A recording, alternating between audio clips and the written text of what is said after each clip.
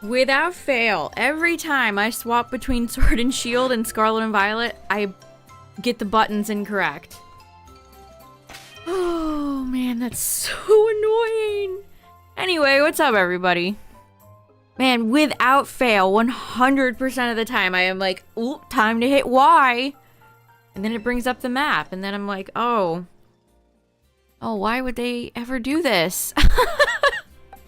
Why would you not have consistent button mapping across all of your games?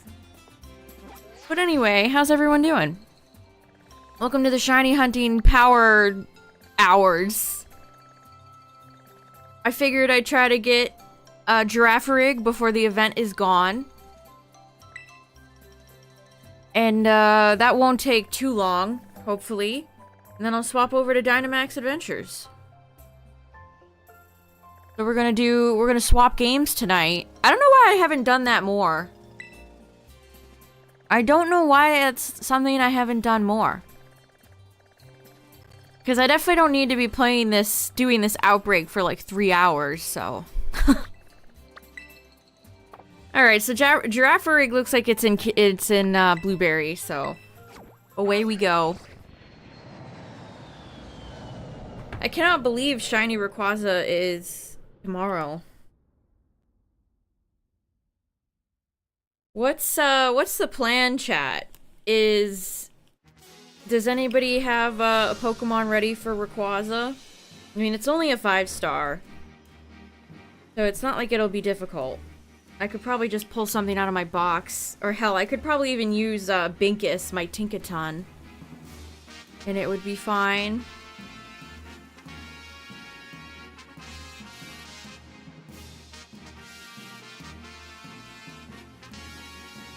I know, Justin. Seriously, it's like, oh, Rayquaza feels so far away, and now suddenly Rayquaza is gonna be here tomorrow.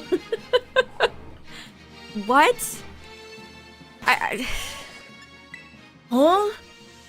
What in tarnation? Let's see, what could I bring? I'm sure Binkus would be fine. Oh no, here's all my Pokedex Pokemon for Meloetta. I have been thinking though, chat, since I already have Shiny Rayquaza, I'm gonna catch it in a different ball, but I haven't decided what.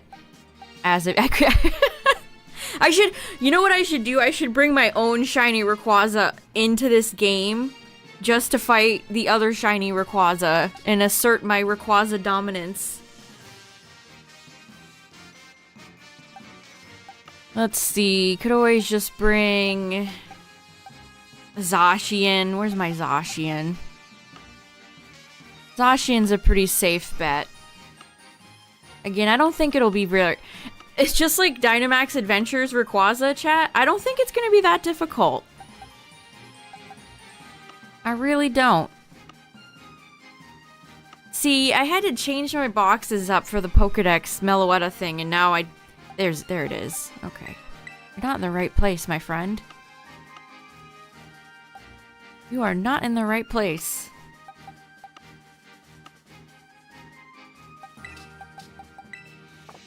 My favorite three legendaries: Berserker, Sashi, Zamazenta, and Eternatus. Yeah, I could probably just use Zacian. It'll be fine.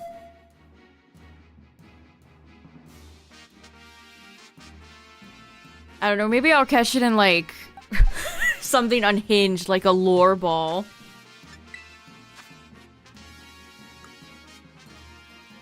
I'll have to think about it. Or maybe I'll go for the opposite and do, like, a love ball. If I can differentiate. A quick ball. Also, ad warning on Twitch. Ads approach. There they are. I could catch it in a dream ball. Moon ball would be kind of spicy. Level ball?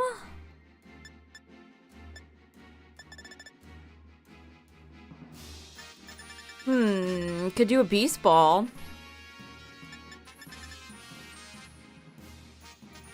Because, like, I already have it in a Lux, so...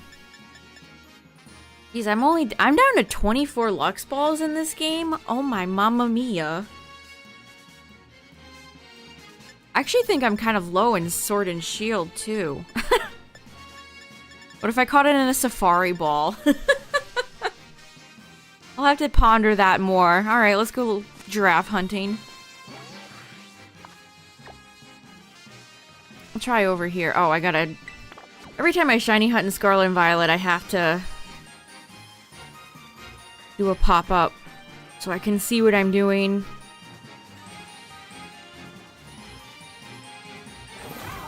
You'll do Beast and Lux. I'm going the wrong way.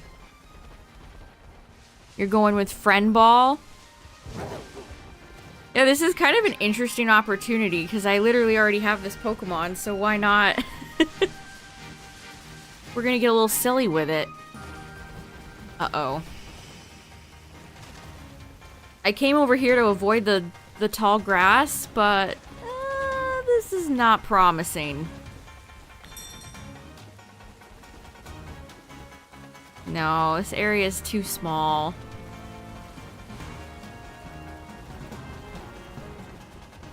Wow, an XP candy. So glad I took 3 seconds out of my life to go get that. Okay, well, let's try this one over here.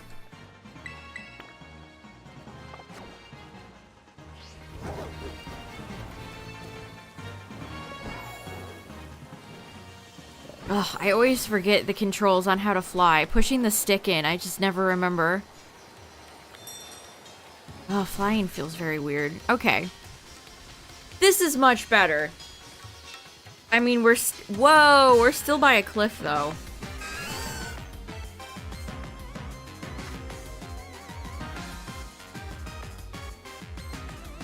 Lux Ball feels a bit too boring, almost like it fits too well. Honestly, Cacturn, I get that. It's the obvious choice. It's the obvious choice. Okay, this one should work. Alright, so they have a chance of the intellectual mark. Can you guys, like, back up for 5 seconds?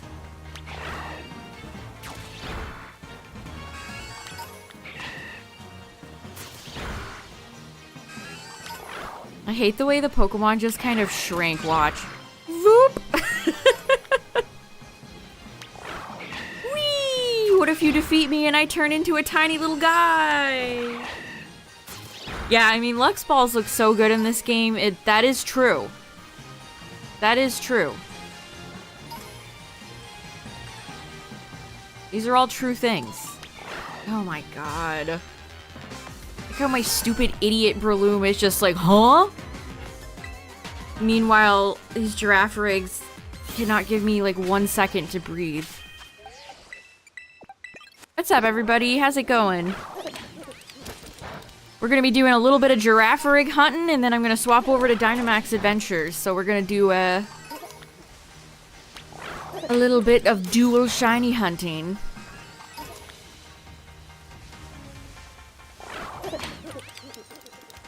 Breloom has always been famous in my heart. No! Get away from me! Oh my gosh. I forgot how unfun it is to have hostile Pokemon outbreaks.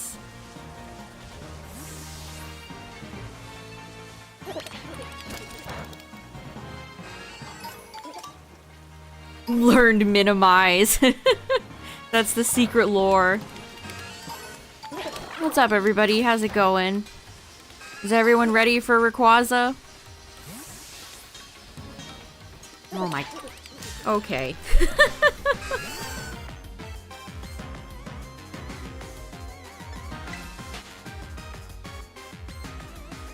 Alright, alright.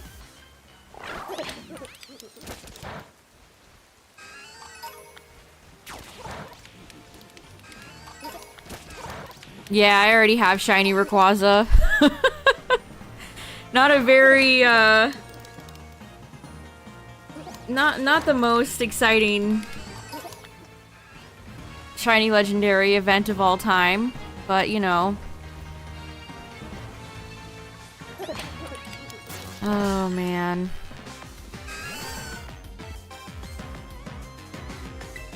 I could probably just bring Zashi in and that would be okay. So it's only a 5-star chat, so it's not gonna be...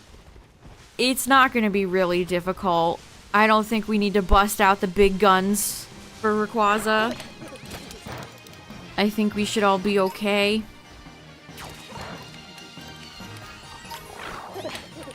Oh my god, I hate Let's Go mode. It feels so... Oh my god.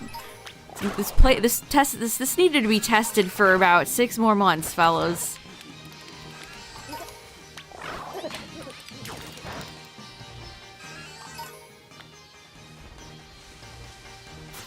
Yeah, my shiny Rayquaza from Dynamax Adventures, I have in a Lux Ball, so I'm gonna go for something a little bit different this time. I haven't decided what, though.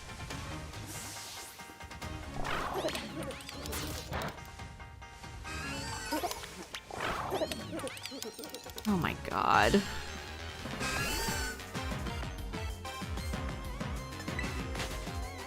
I'm getting more tilted doing this awful, playing this god-awful... Go! Oh my god!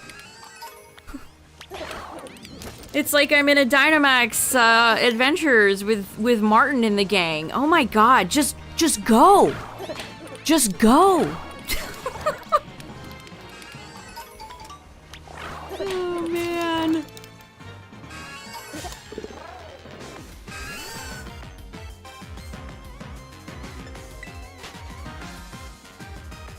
Genius programming at work here.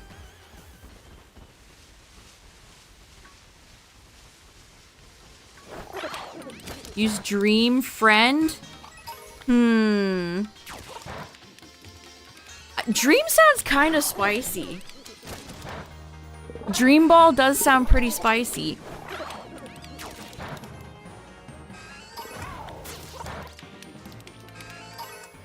Look at Elect Kid. That could be shiny and we would just never know. We would just never know.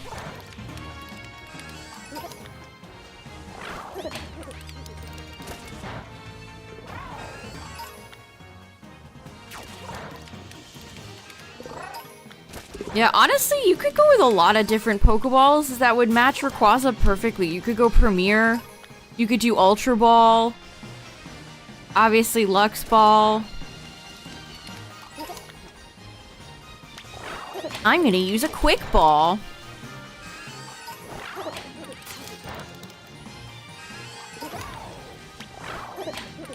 Yeah, Moon Ball. Moon Ball would actually be a really good one.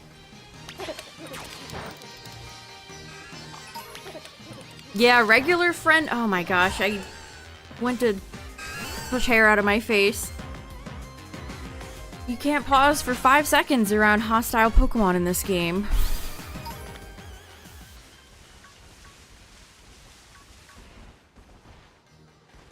Oh my god.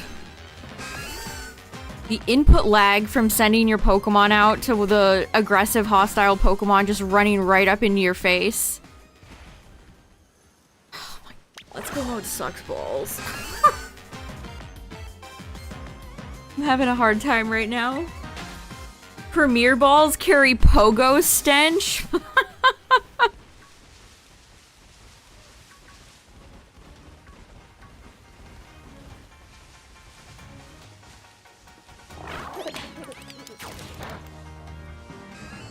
Okay, definitely getting lower.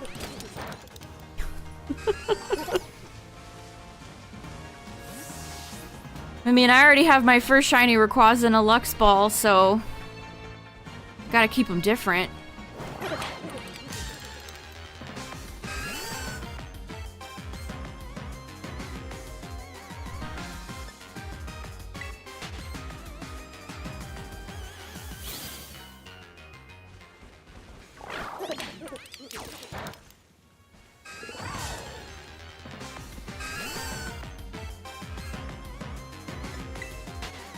Why is Giraffaric this hostile? You're a giraffe. Is there some sort of giraffe lore that I'm unaware of?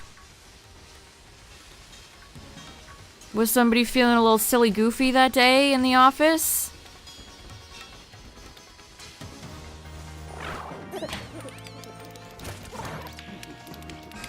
Look, we even have a Sawsbuck over here. I mean, Sawsbuck is all over this map, so... I suppose that doesn't surprise me.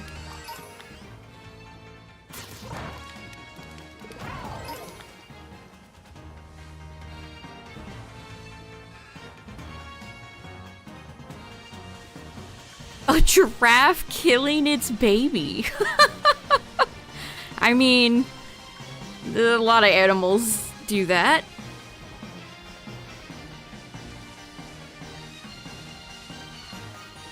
The dingo ate my baby.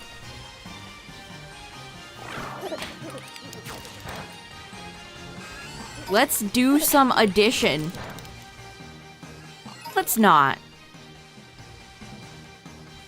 Look at this math nerd over here wanting to do some addition. Yuck.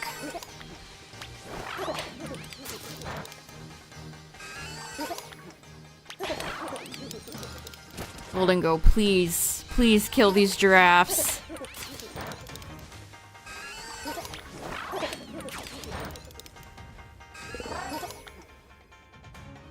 The trainers in this game are complete failures? You mean you don't love randomly placed static NPCs?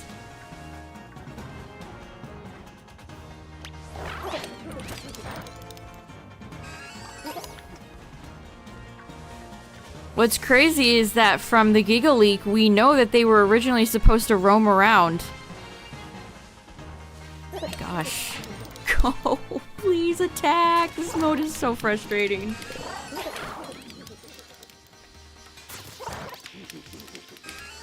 How did they program this? Sometimes your Pokemon will be right in the face of a wild Pokemon and there's not a care in the world.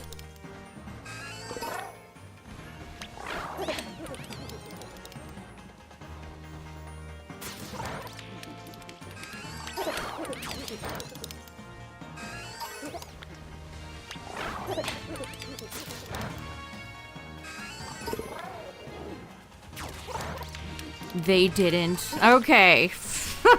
That took a little bit too long. All right, well, we're done. I suppose I will do a mark sandwich.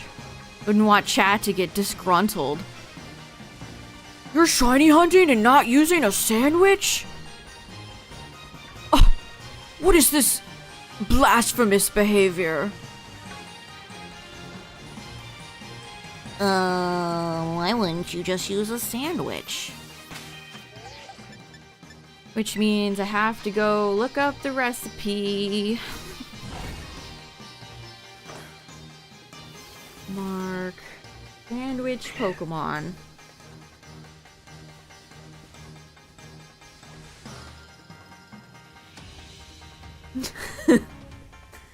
How could you do such a thing? How could you? Okay, Giraffrig's normal Psychic. I'll go for Psychic so I don't get Sawsbuck spawning in.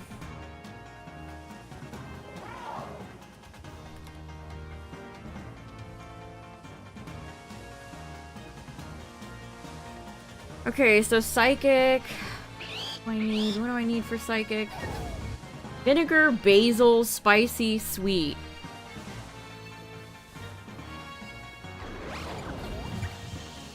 Wow, what an awful sandwich. On this horrid green plate.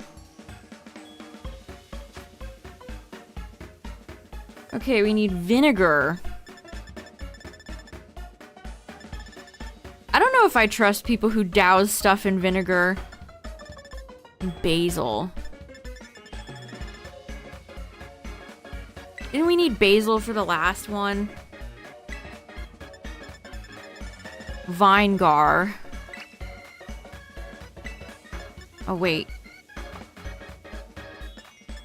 Vinegar, spicy, sweet. Thank God it's not using salty.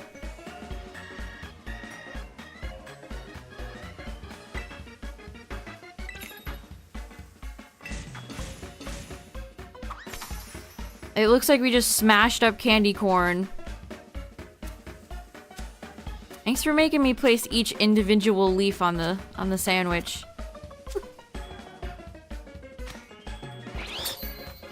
It looks like mold.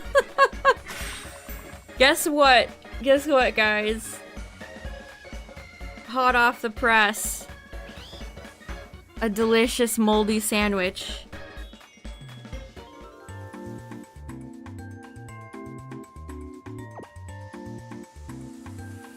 Imagine if you could make a sandwich so bad it would give your whole team, like, poison.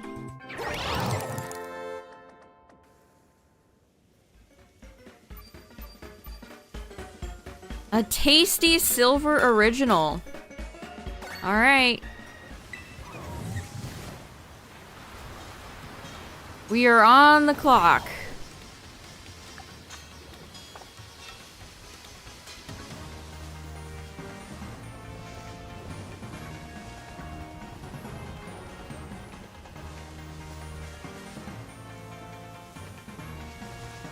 At least Giraffrig has a good shiny. Gen 2 is full of a lot of great shinies. Some I still need to get, like Corsola.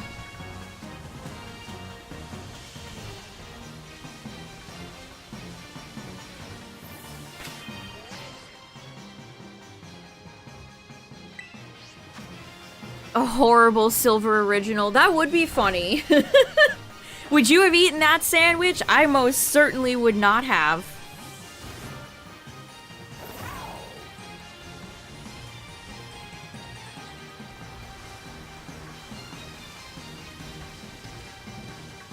I kind of don't even like the food mechanics in modern Pokemon games.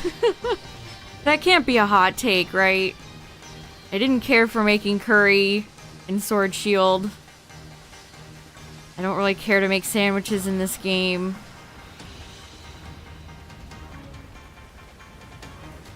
I would be fine if they just, like, cut that mechanic entirely. Yeah, you know what Spain is really known for? Sandwiches. The huge Bokoblin's hard to beat.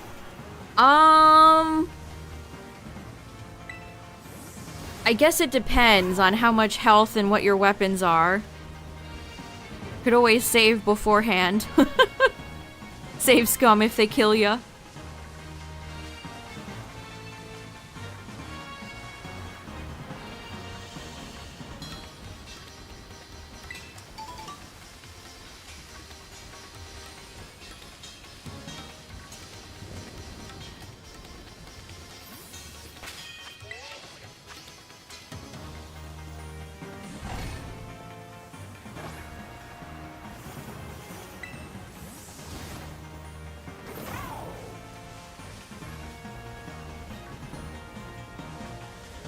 Can we have any intellectuals out here, Giraffrig? That's such a funny... a true intellectual. I don't think I've been pretty successful. I've gotten shinies from every Outbreak event recently, but I don't think I've gotten any with the marks. Maybe Giraffrig will cooperate. Maybe.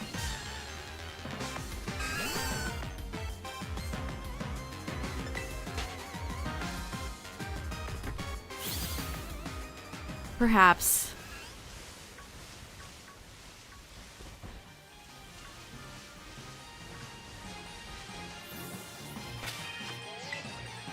It's crazy to me, too, that most of the curry stuff in the sandwich making, you have to find an outside source to tell you what to make. Like, I consistently have to look up recipes. Like, why is that not an accessible thing in the game?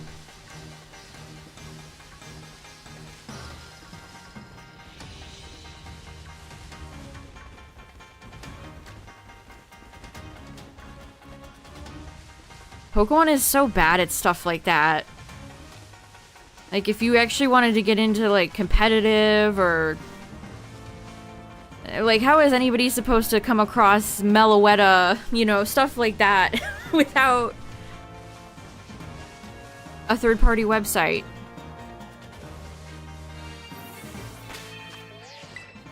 I mean, Eevees and Ivies are still pretty terrible. They're still bad. Like, if you want to get an Ursaluna with no speed IVs, have fun.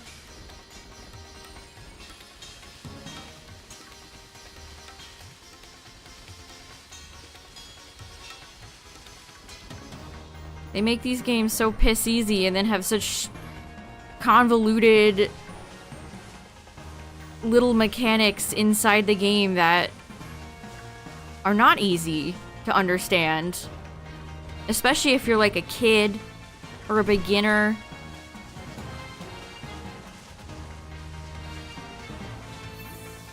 They've made improvements over the many gens, but, you know.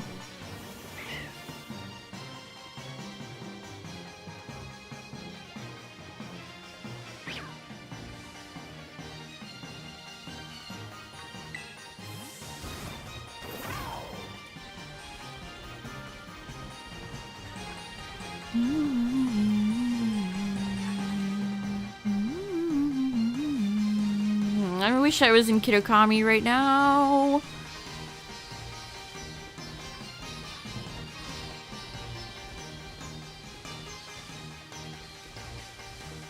Game Freak has never been good at making games. I don't agree with that.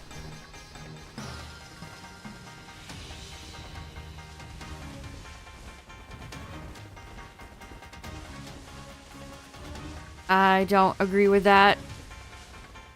There are plenty of great Pokemon games out there.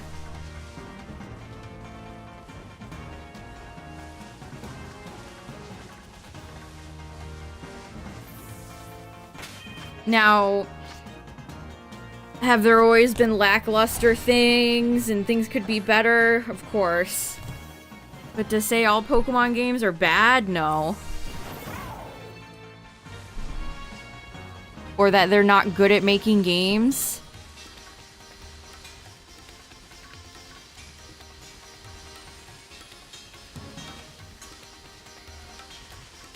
Like, I know it's been a while, but this franchise does have some legitimate bangers. I know it's been a long time, but there's some good games in their catalog.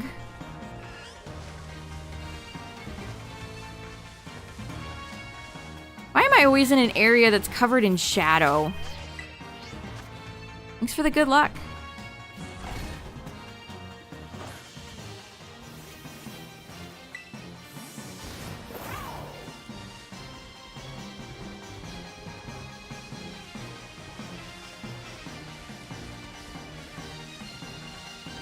I don't know, has Scarlet and Violet warped people's minds? Before these games, it's not like this franchise was ever like Bethesda level with bugs. Like, sure, they existed, but I don't ever remember Pokemon games being buggy messes. You know, Gen 1, 2, 3, beyond. Every game has bugs.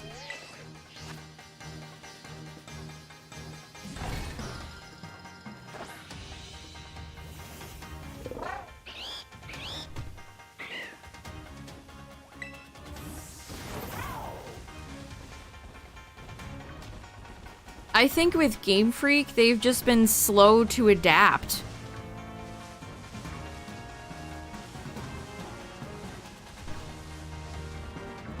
Gen 1 was pretty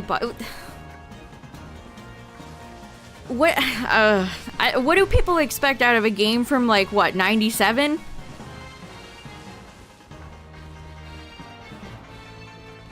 What do we even mean by that? Gen 1 has a lot of jank. Sure.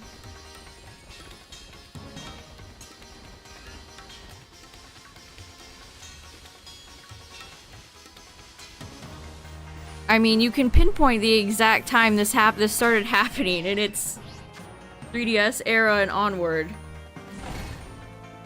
When we transitioned from pixel to 3D.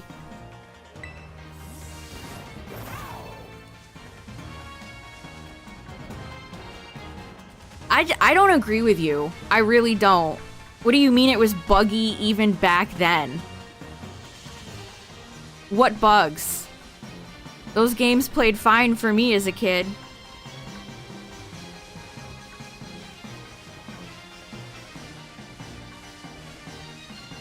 Like, there's some mechanics that clearly weren't thought through, like freeze. But those were fixed and addressed in later gens. And those are not bugs. That's not what a bug is.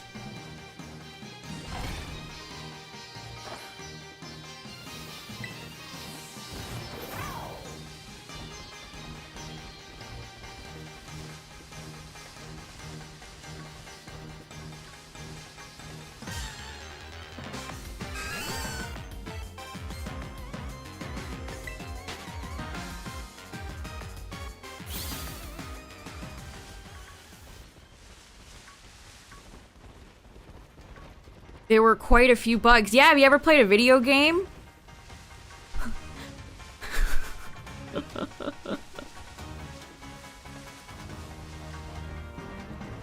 I know Pokemon fans often don't play many other franchises, but like...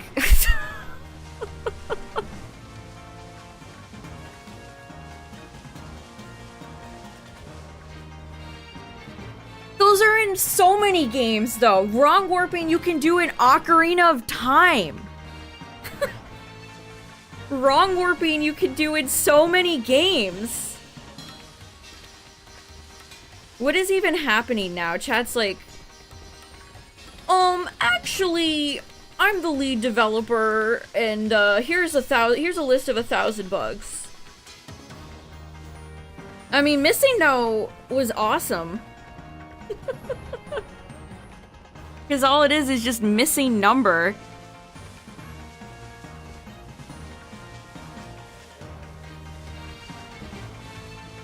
Again, what are people expecting when Game Freak was such a small little studio back then with Gen 1? Like, what are we even talking about at this point? Every video game has bugs.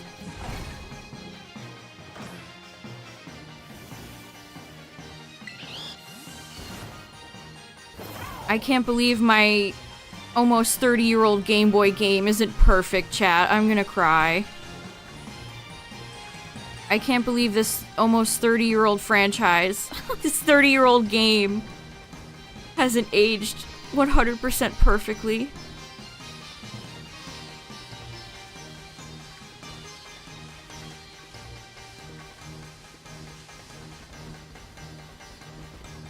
If I had a nickel for every time I was forced to defend Gen 1.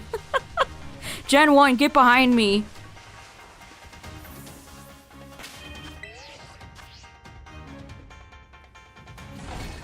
The Sonic franchise has had a rough ride recently, but...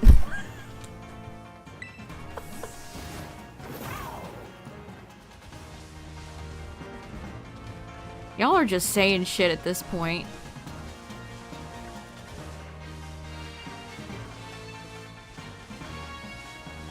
What's up, Dream Note Princess?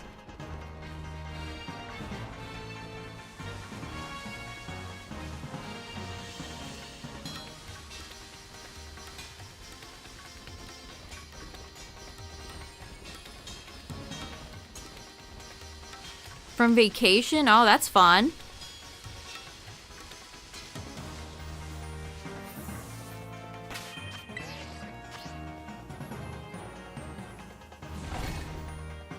I've never had like an old Pokemon game crash on me. This game I'm playing right now, I've probably had 15 plus crashes.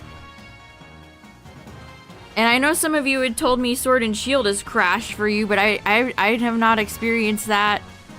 I mean, I don't know if disconnects count on Dynamax Adventures.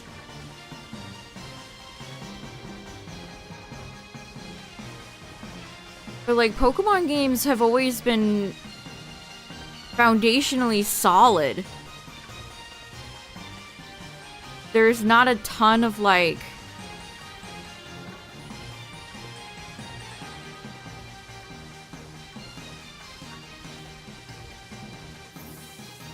has a ton of... yeah, again, what game doesn't? Like, what's the... So what?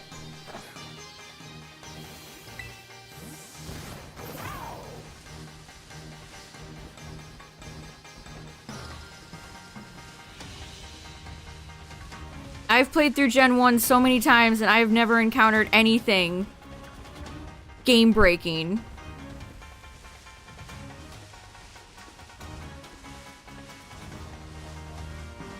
Yeah, literally every game has bugs. Literally every video game has bugs. Even, like, you know, Rockstar games have bugs. Every game, no matter the budget, has bugs. It's just the nature of the of the products. But when you go from small projects on simple consoles like the Game Boy, when you go from stuff like that to the 3DS to the Switch, and you continue to have a small-scale team and old technology, it's gonna get worse. Caterpie is my favorite bug?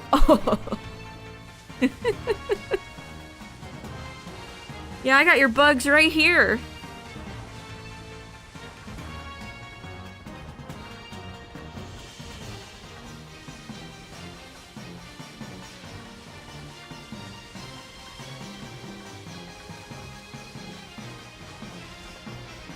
Like, I think Gen 1 is known for jank, but not, like, bugs. I just disagree. I've never thought of Gen 1 as, like, super buggy.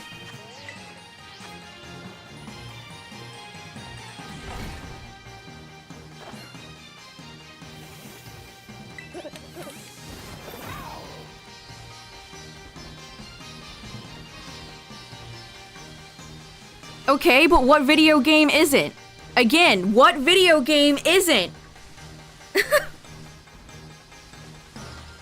What video game isn't?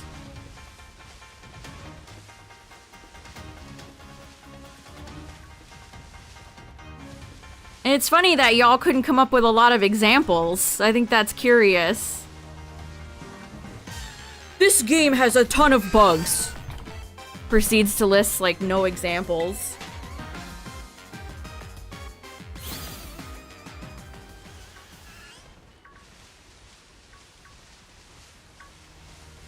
I mean, again,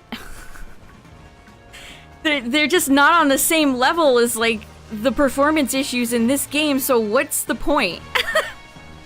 What is the point in talking about this? Chat is just going on and on and on about nothing burger.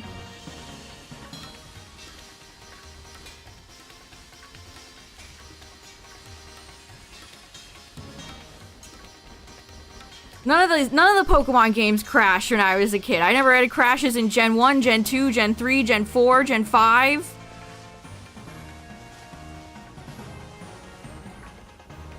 No, it's not. See, I disagree. It has jank, which is different from buggy. These are different things.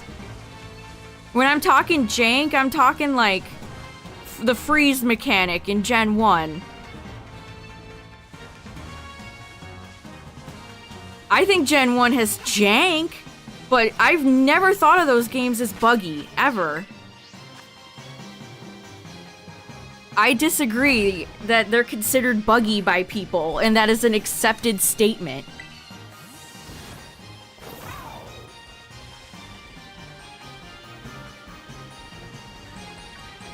I just don't think that's true.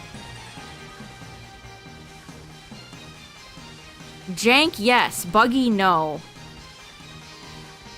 Again, yeah, it has bugs, but again, every video game has bugs.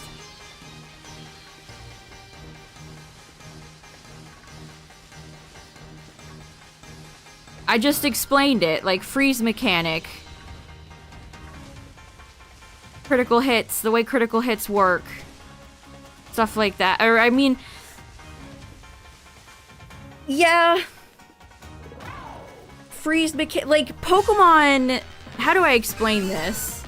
I mean, I don't even know why we're talking about this in the first place.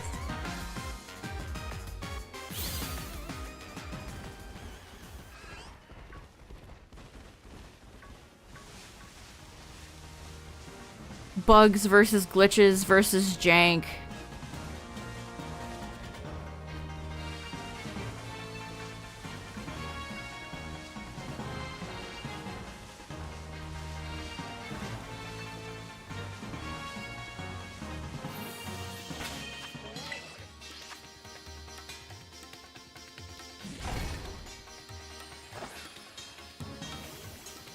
I mean, I consider stuff like the bag, the inventory space and stuff like that to be kind of janky. That's not a bug, but it's certainly like, you know, a limitation. But again, like, Gen 1 is older than a lot of people in chat are. What do people want from games from 30 years ago?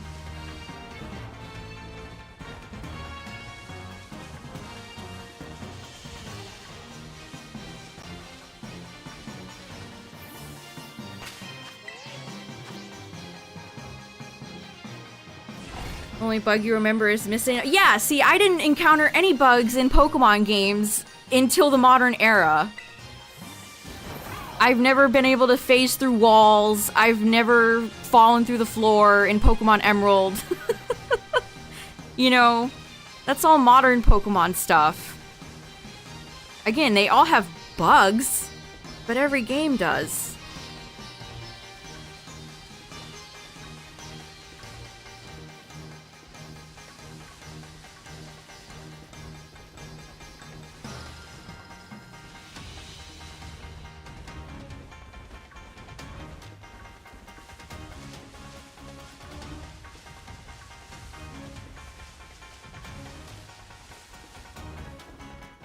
Nobody's mad. I'm not mad. I'm just talking with chat. If you're sitting here, like, getting scared, I don't know what to tell you. I'm just talking with chat. Nobody's mad. I'm not mad. I'm not mad. What else is there to talk about while I shiny hunt Girafarig anyway?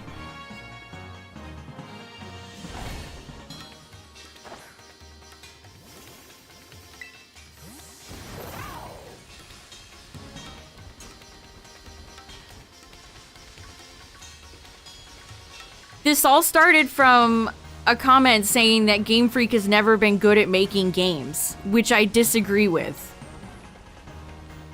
And somehow this got morphed into Gen 1 being apparently known for being the buggiest games on planet Earth, which I don't agree with.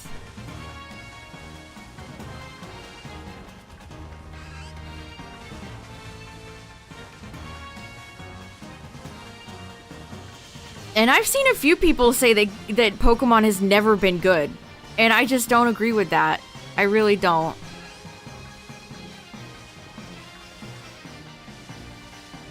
Like, this franchise has sauce. If it had no sauce, we wouldn't be here talking about it. And it wouldn't be making trillions of dollars.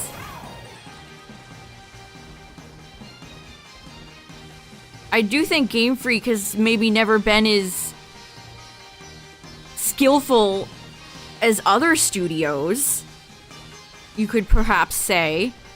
But to say they're like have never been good, I just don't agree with that.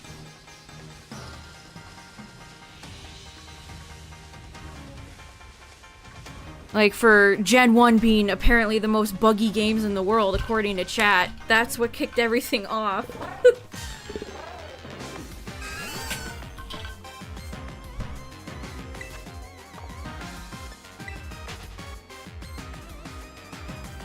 Oh, I love getting looped into battles.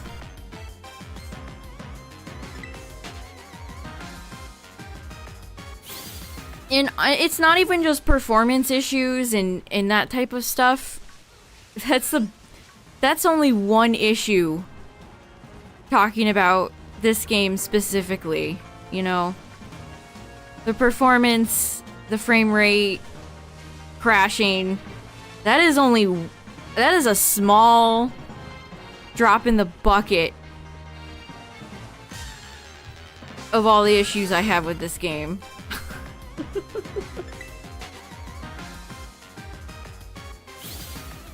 I think a lot of people honestly do always blame, like, the performance and stuff, and not, you know, the fact that this is a completely empty game with very little gameplay outside of battling.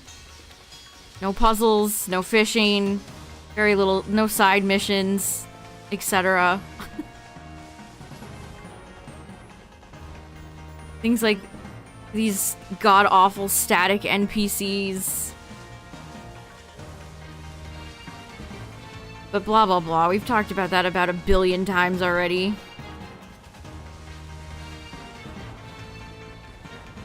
Let's do some addition. Is this Dora over here?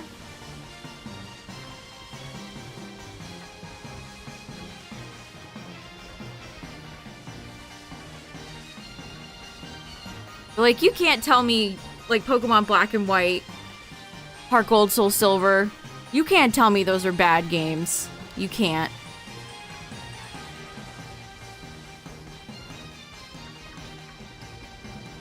Like, not in, like, a personal opinion way, but, you know, I don't know. Game Freak has made good games. They have.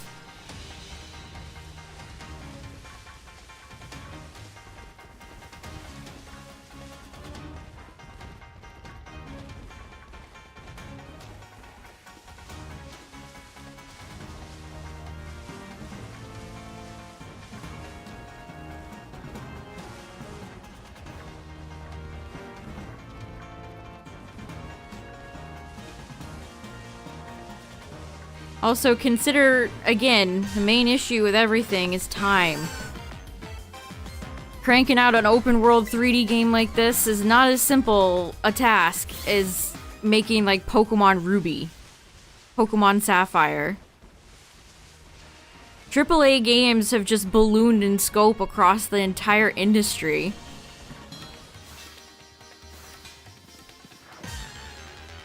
Okay. Well, doesn't look like you have a mark.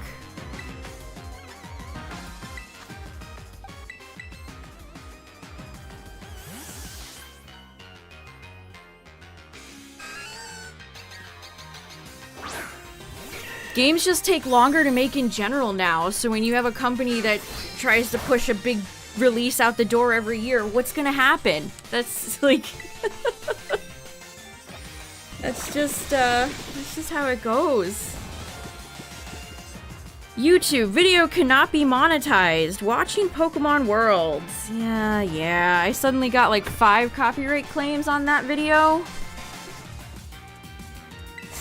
Wonderful.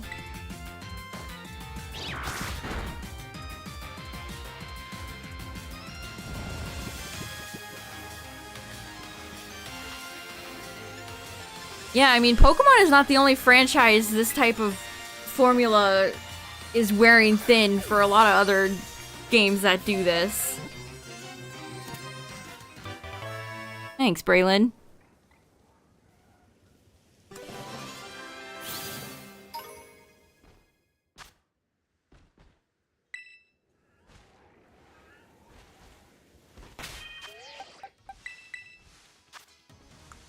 Ah, man. 1 giraffe in 30 minutes is all I managed to get. Okay.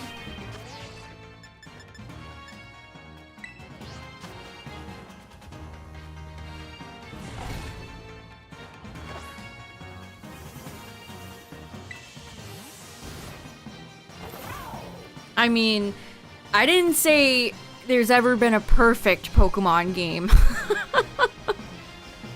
Because, no.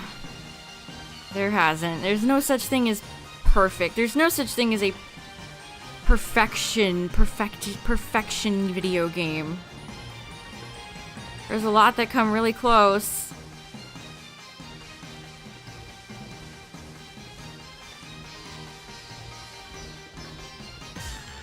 But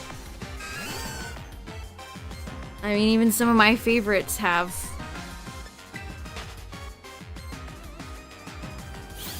their own small little issues.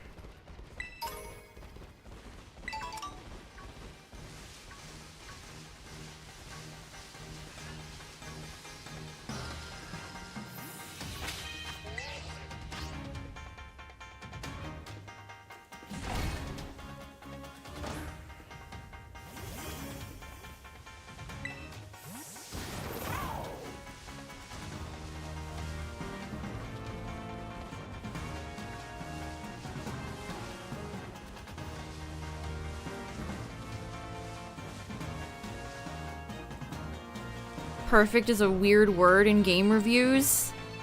It shouldn't be in any game reviews, because it doesn't exist.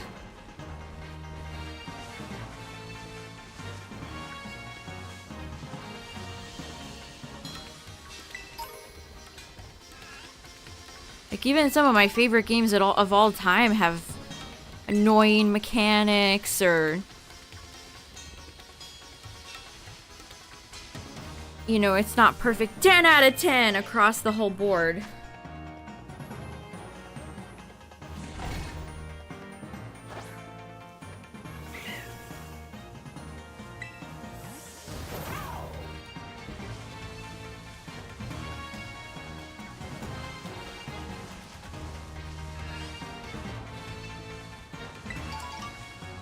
Except for Glover. That is a perfect game.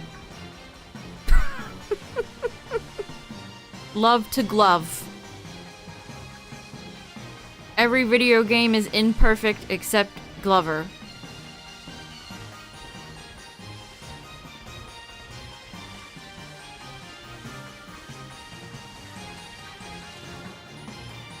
You should revive Glover. If Square Enix can hang on to Gex, Astrobot wins Game of the Year. First thing they do, patch in Gex.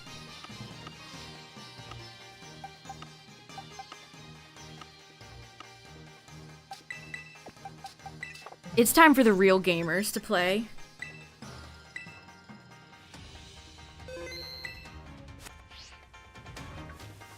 Let's do some addition. Look at her face. She looks positively thrilled to be here.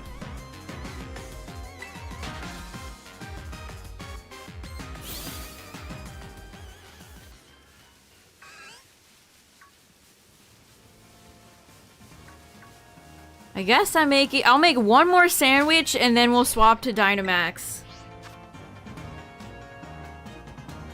I think that's the plan.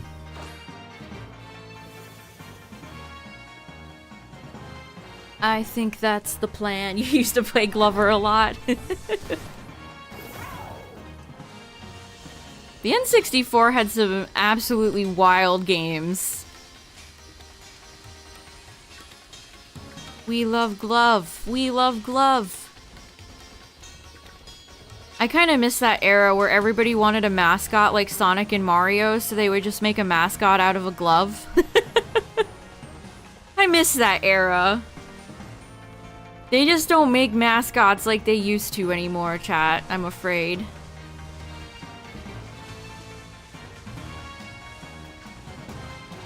Ty, the Tasmanian tiger. Oh, I should probably make the sandwich.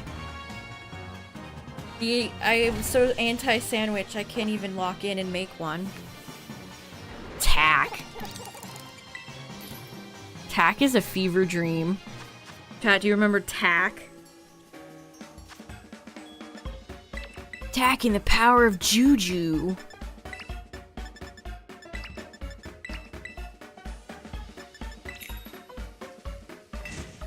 I mean, most of those are still around. We still have, of course... Uh-oh, did I do the wrong ones?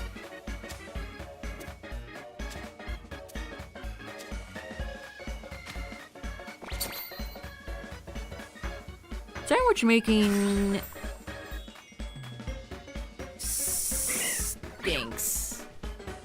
And Crash is still relevant, I feel like. Mario, of course.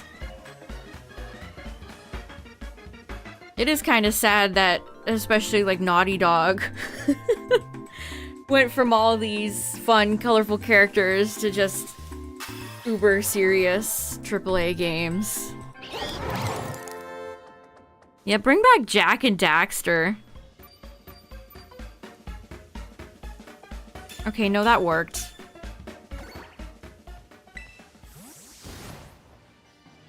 I think I had the Herba in the reverse order, but it still worked.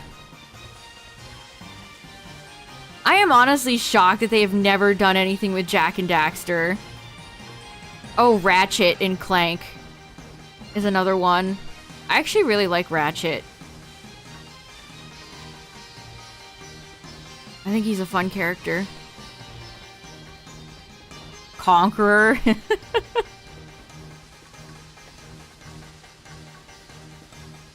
Sly was gonna get a movie, and I think they canceled it.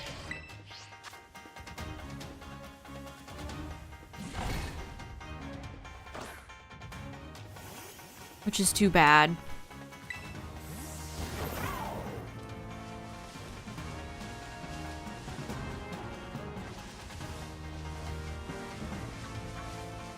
Hopefully they're gonna make another Ratchet and Clank game at some point. They put the newest one on PC, didn't they? Although, it has that trope that I hate where it's like, you have a lone male species, now we introduce the lighter colored girl version. Like, Toothless. When is the Giraffe Rig event? Soon. Very soon. I had the tab up.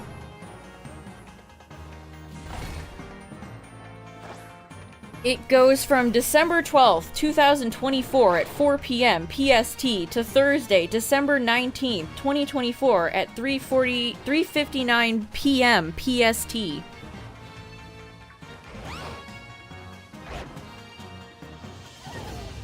So, the 19th. You have, today. You have until today.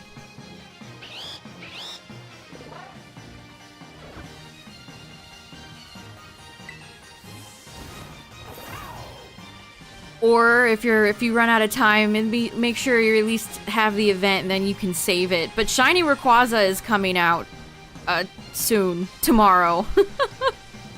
So...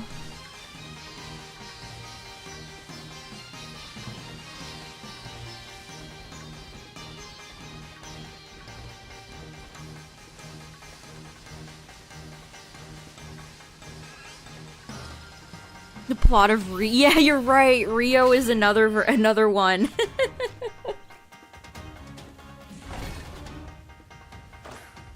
I hate the Light Fury.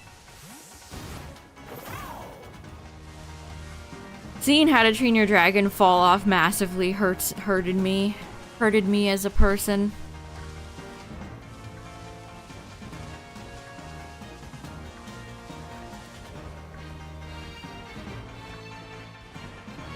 Yeah, the Giraffe Rig event, I haven't even seen anybody really talking about it, and I've asked a few times, and it doesn't seem like people are really thrilled with it. I don't know. You be out here.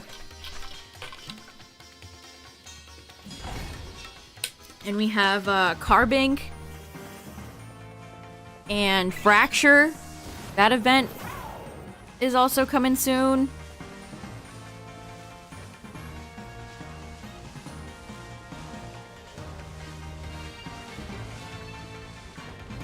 You're going Christmas shopping? Have fun.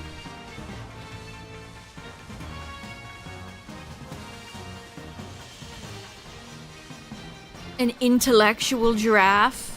One that's a cut above the rest?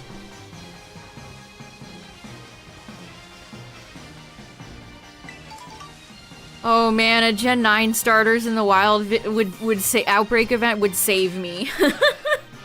That would cure me.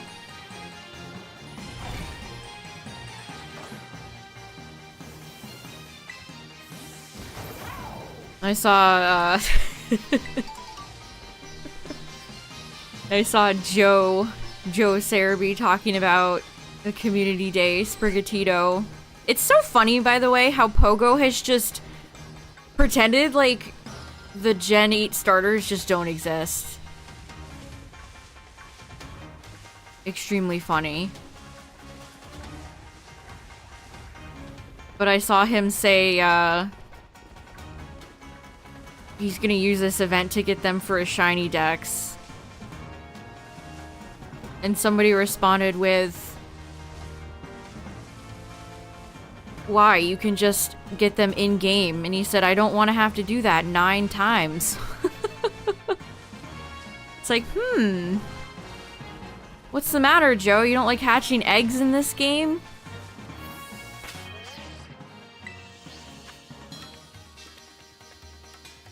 Not a fan of hatching eggs in this game, chat?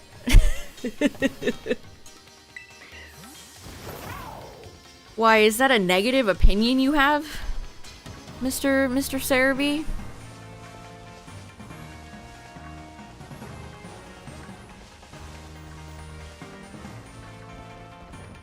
I mean, what's funny is that, yeah, he's absolutely right. I don't want to hatch the starters 9 times in this game. And they're all stuck in Pokeballs. I can't even put them in my own Pokeball of choice.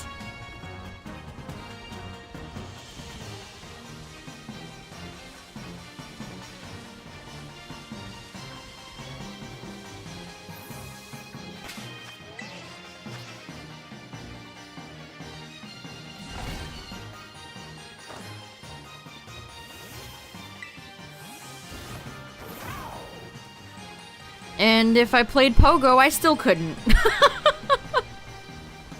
And if I got him in Pokemon Go, I still couldn't.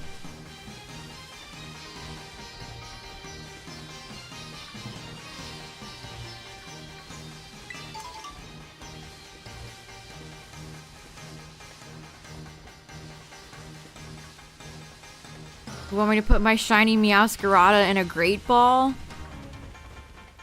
I think not.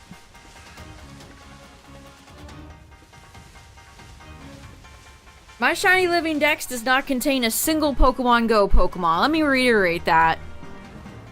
Not a single one, and it never will.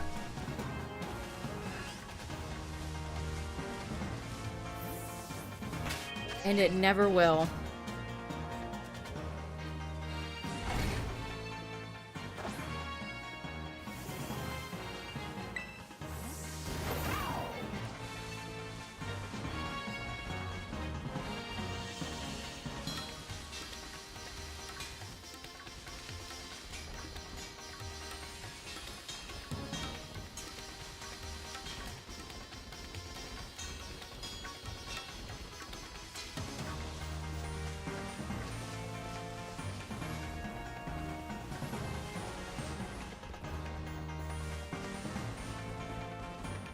I keep...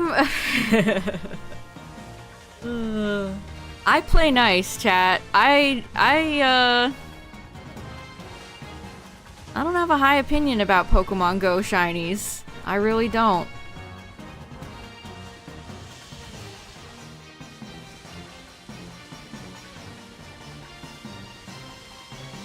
But I usually sit here and keep my mouth shut.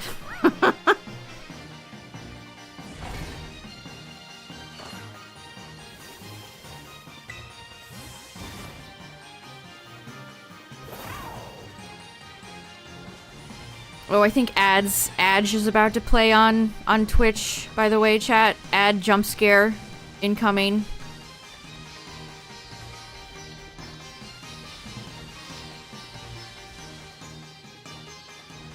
The spoof because of a Froyo place. Level 50. How many active Pogo players are level 50?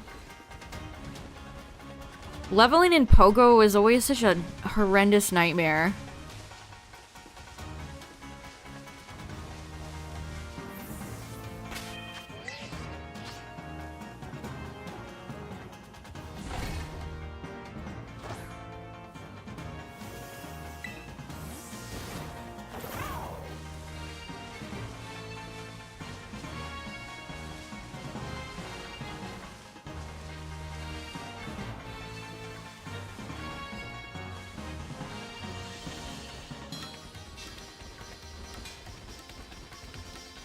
I don't think any game where you pay to have better odds, resources to get shinies is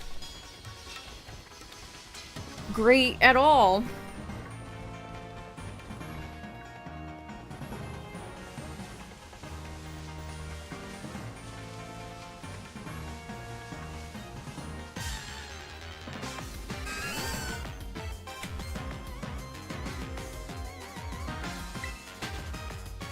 You know what's really funny, chat? Today Pokemon put out a tweet that was like, have you caught all the legendaries in the DLC Indigo Disc?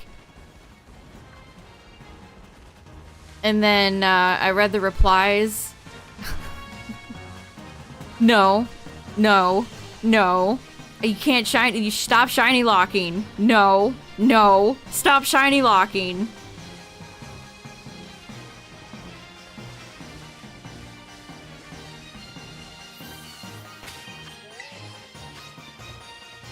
Just kind of funny. A little haha, little hee hee. I mean, everybody that said that is completely right. Stop shiny locking everything, you bums. I'm not giving your sorry asses a dime for raids in Pogo.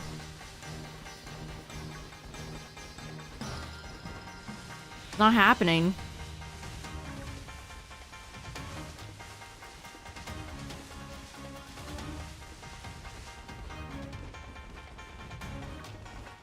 Simply not happening.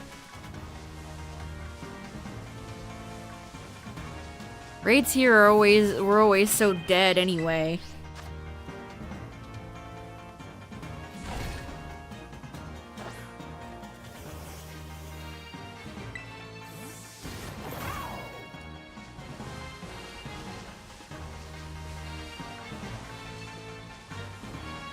I mean, if I added all the junk shinies I got from Pogo, I could probably be over 1K.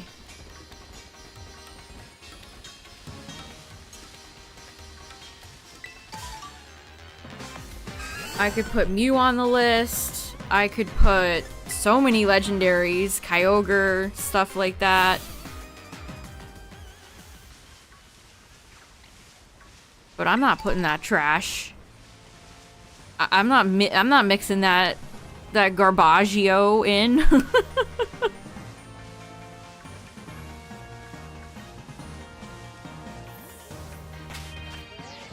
Infuriating that they're nerfing OG games so they can put something behind a paywall on a spin-off app. Exactly! Yes! You get it. You get it. Yeah, I say that all the time, and I'm just like met with people that are like, oh, I like my Pogo shinies. You're right, but I play anyway.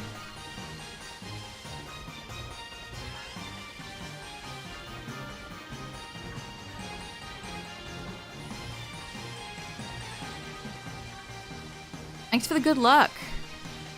I apparently need it because these giraffes are not blue-nosed.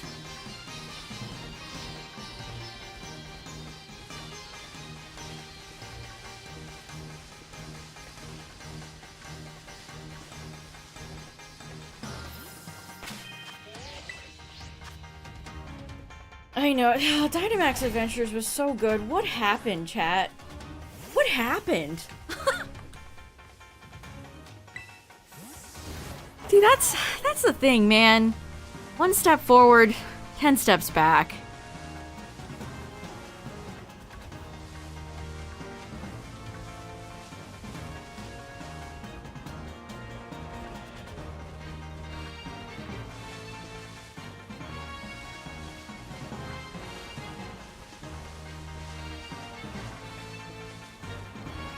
You got it on the second? Nice.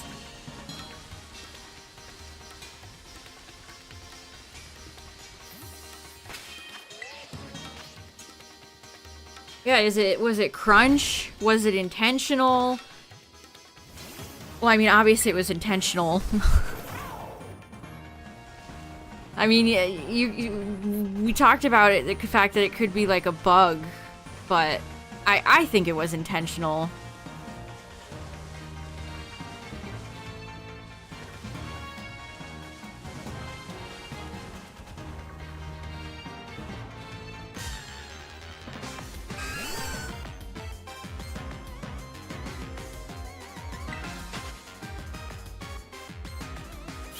Yeah, Justin, like, in a way they couldn't figure out how to implement it.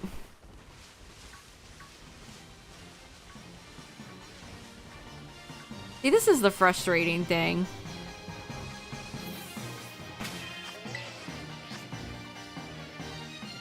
It was just before I reset, oh well.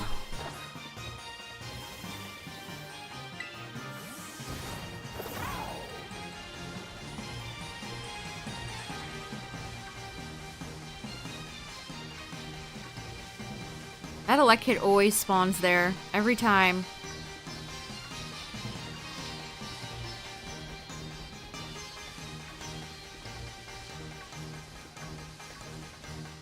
You hope it'll be something special?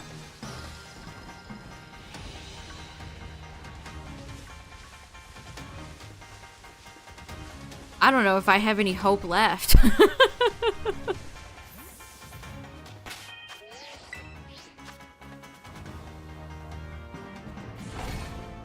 I mean, even the way the legendaries spawn, the way they went about it in the DLC is just really lackluster, you know? Like, Dynamax Adventures has presentation to it. It's a spectacle. It's its own game mode. It's something you can do with other people.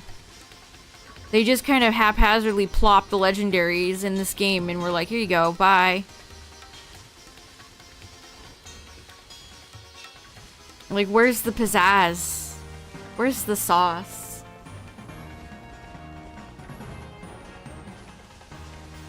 It just, like, plopped garbage.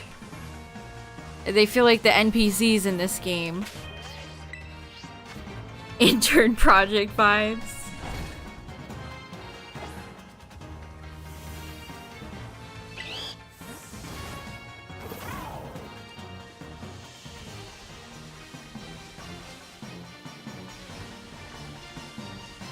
I guess in PLA you at least had to fight Heatran by throwing mud in its face. I mean, PLA, people always bring up Scarlet and Violet, but PLA has really nasty shiny locks too. Manaphy being locked in PLA is absolute bogus. Garbaggio, Stinkerino, doo-doo garbage.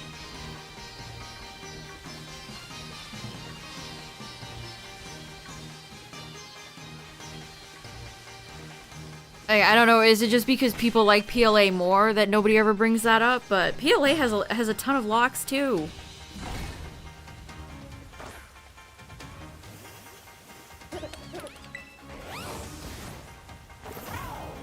A shiny Verizon with a teary-eyed mark? That's cool.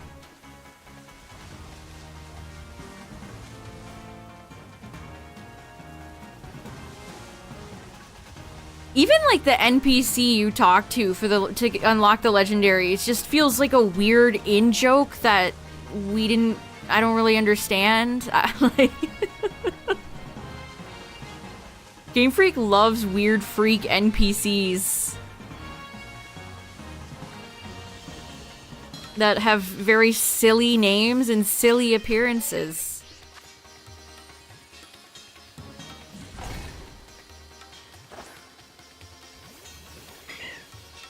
People worship PLA like a religious cult. I mean, yeah, I don't think you're wrong. Some people gas that game up as if it's the crown star of the franchise, and I don't really get it. Snacksworth, Swordbert, Shieldbert.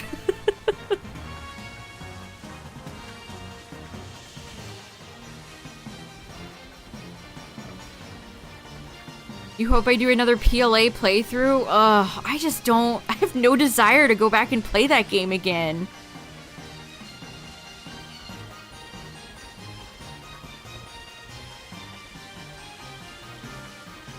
somebody the other day asked me why I don't like shiny hunting in PLA, and I said I don't like the massive outbreaks.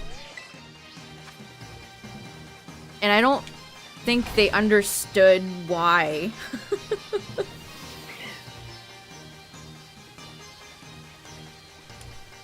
I don't know, maybe I didn't explain myself well enough.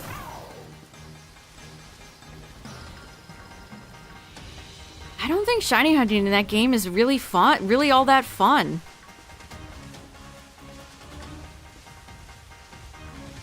So you can shiny hunt Arceus and BDSP. Yeah, BDSP has no locks, but then it's like, unless you downloaded the limited time mystery gift events, how are you supposed to get Darkrai and Shaman? And then you have to buy a $60 game to get access to Arceus. It's... We could have had it all. Yeah, like, PLA has a lot of great stuff about it, but...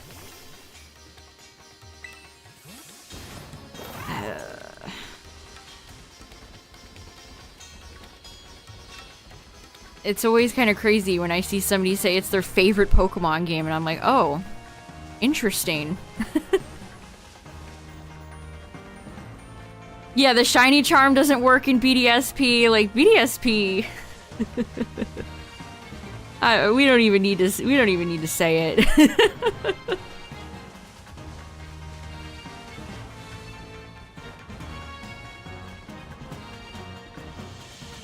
Oh! Oh! So you're saying there's a chance. So you're saying there's a giraffe of a chance. You're saying there's a blue-nosed giraffe of a chance.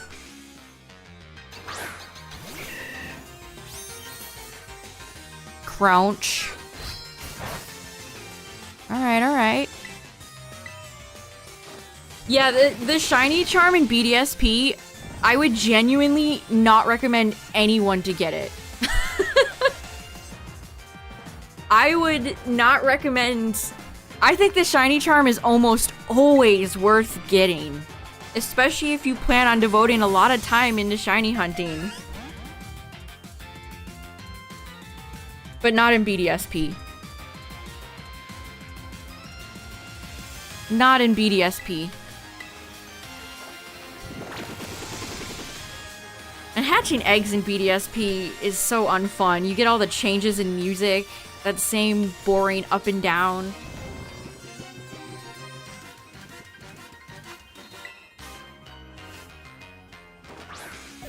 Oh, come on, Giraffe Rig. Don't make me false swipe you.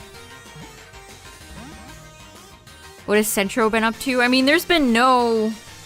Besides Switch 2 stuff, the Pokemon rumor mill is dry.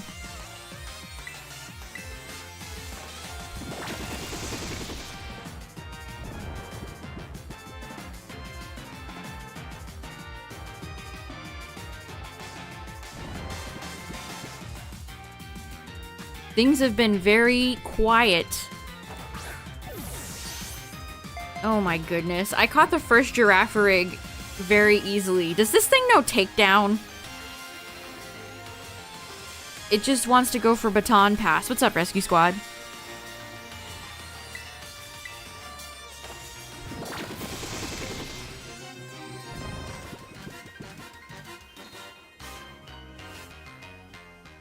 Girafarig, just get in the ball, my friend.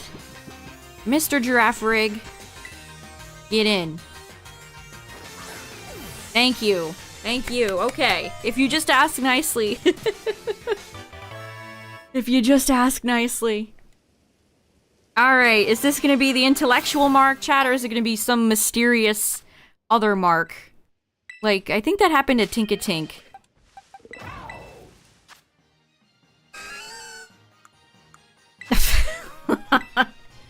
Girafarig the Cloud Watcher. Okay.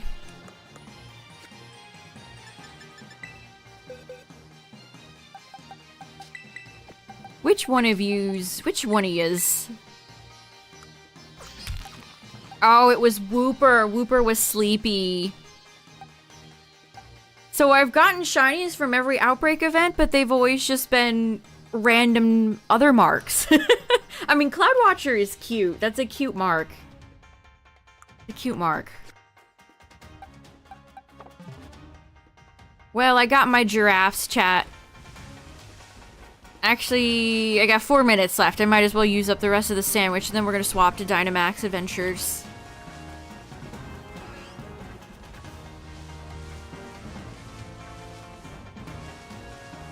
Cloudwatcher is a cute one. At least it's not sociable. I think sociable is my least favorite mark. I mean, which is funny because it was my first ever mark. Skorupi the Sociable. Thorny marked Scovillain, that's cool.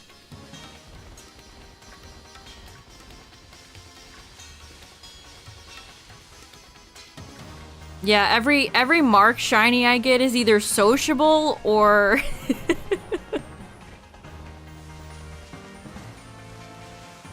I have a Noibat with a rare mark. Snom the Snowy is probably the best one I have. That's gonna be really hard to top. Shiny Snom the Snowy.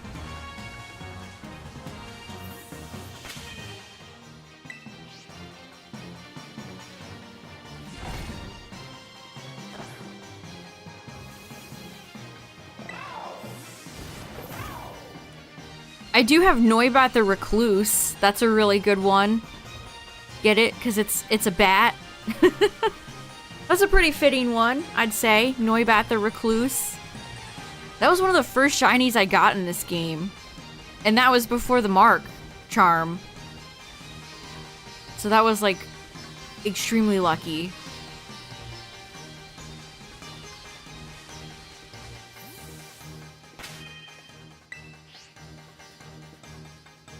Yeah, most of my marked Pokemon I have found on complete random. Which, that's the fun of it, right? Getting a random rare shiny mark Pokemon is really fun. Another reason why I'll defend shiny hunting in this game in particular.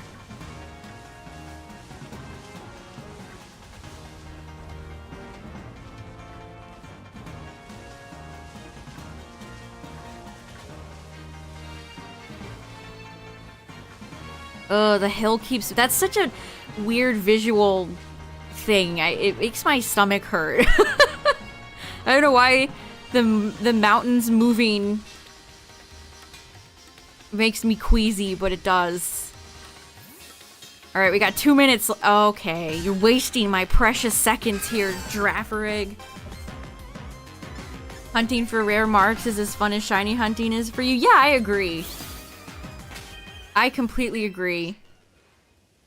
I think marks is a really fun, welcomed addition.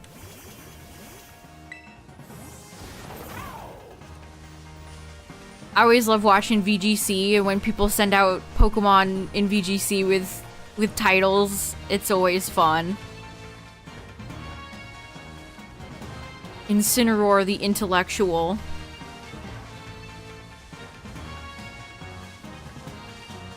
It adds a lot of personality.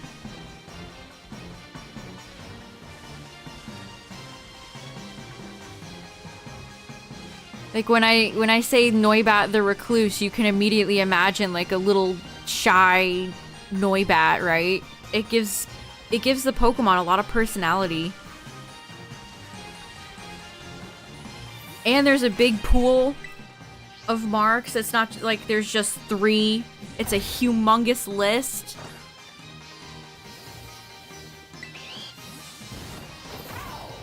Scovillain the Pompous? That's funny. My dream mark for them to add is Stinky. I would love for them to add a Stinky mark. Rayquaza the Stinky.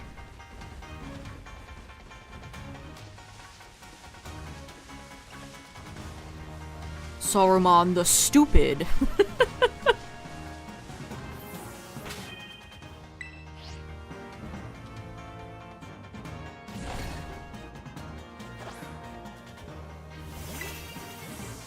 Alright. No, 9 seconds! Spawn, spawn, spawn, spawn, spawn!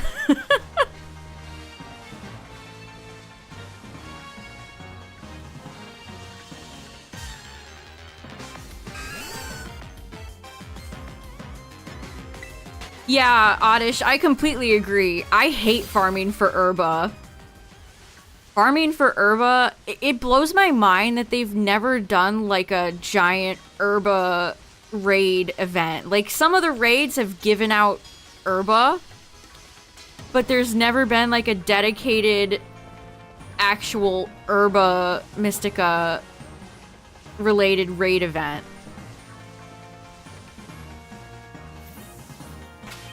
Alright, chat. Well, I got my... I got my 2 shiny giraffes. We got a Cloud Watcher. That's fine.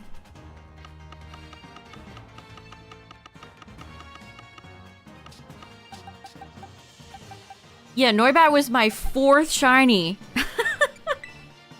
I got Noibat the Recluse.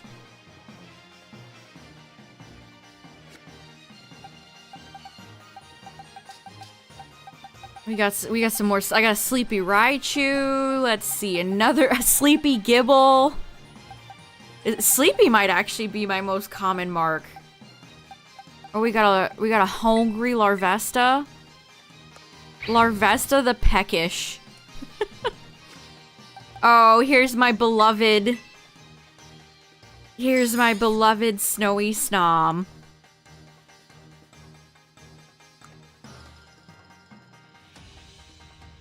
Hard to top that.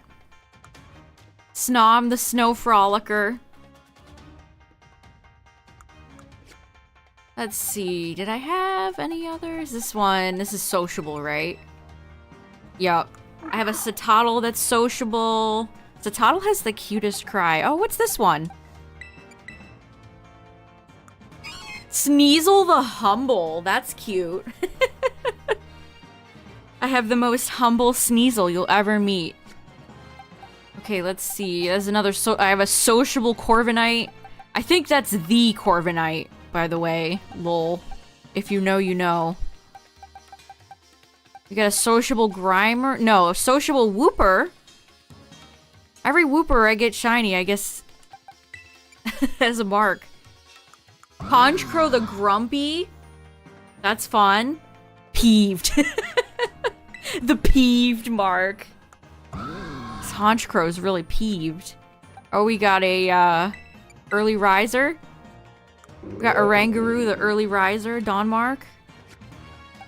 Another Donmark Veluza, or a Donmark Veluza. We got a Sleepy Gyarados. Hungry Palafin. Oh, what's this one? Magikarp the Kind-Hearted. Aw. This is the nicest Magikarp you'll ever meet. Look at that mark. It's so cute. Why does Magikarp's eye look so weird?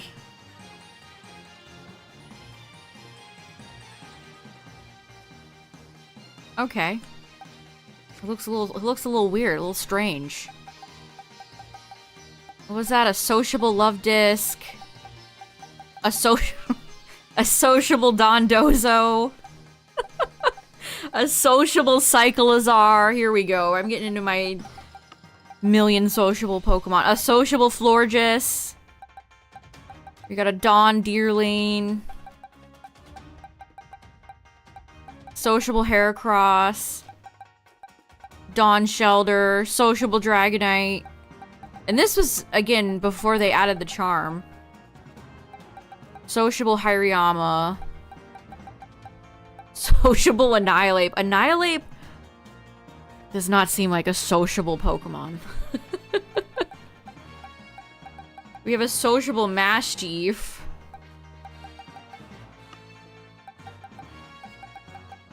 Oh, what's this one? Is this a Rainy Mark Litleo? Litleo the Sodden. I mean, not really fitting, considering it's a this would be a great mark on Vaporeon. That'd be a really good mark for Vaporeon. Because Vaporeon's Japanese name is Showers. Let's see, what else?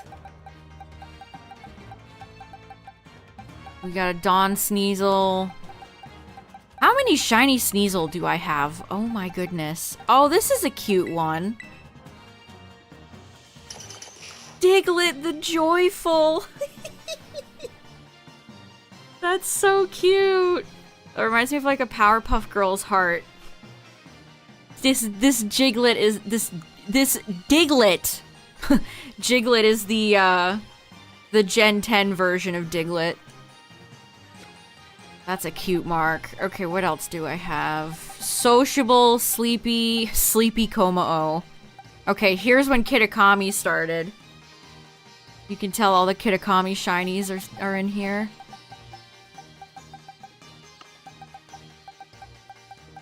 Oh, this is a cute Clefable mark. Oh, this was the first Outbreak event they did, wasn't it? The Clefairy one? The Chipper. Clefable the Chipper. That's cute.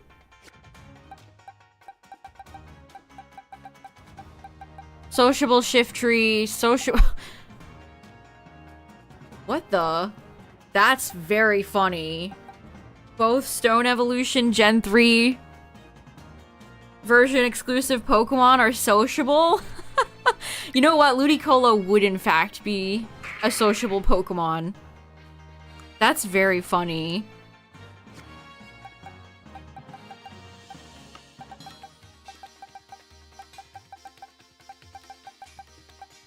Wow, this box has... Oh, I have one sociable Cacturn. This Cacturn loves being sociable.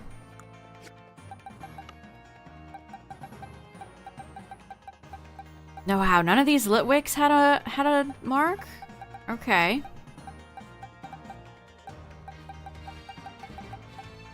Sociable Milcery. Dawn Milcery. What was this mark again? Oh, I got a Humble Milcery. Sure. Man, my shiny compilation is gonna be like 50% Milcery. Now you can see Blueberry is out. Okay, there's a Dawn Slowbro. Oh, this low kicks. This was around Christmas last year. Low kicks the Reluctant. Unsure. And there's my Snom I got last year that did not have a mark.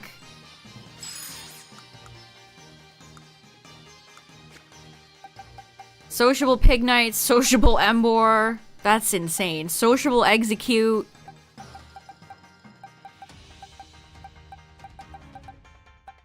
Sociable Reuniclus. Oh, is that a Hungry Girafarig? So I have Girafarig, Cloudy, and I have Girafarig Peckish. The lunchtime mark.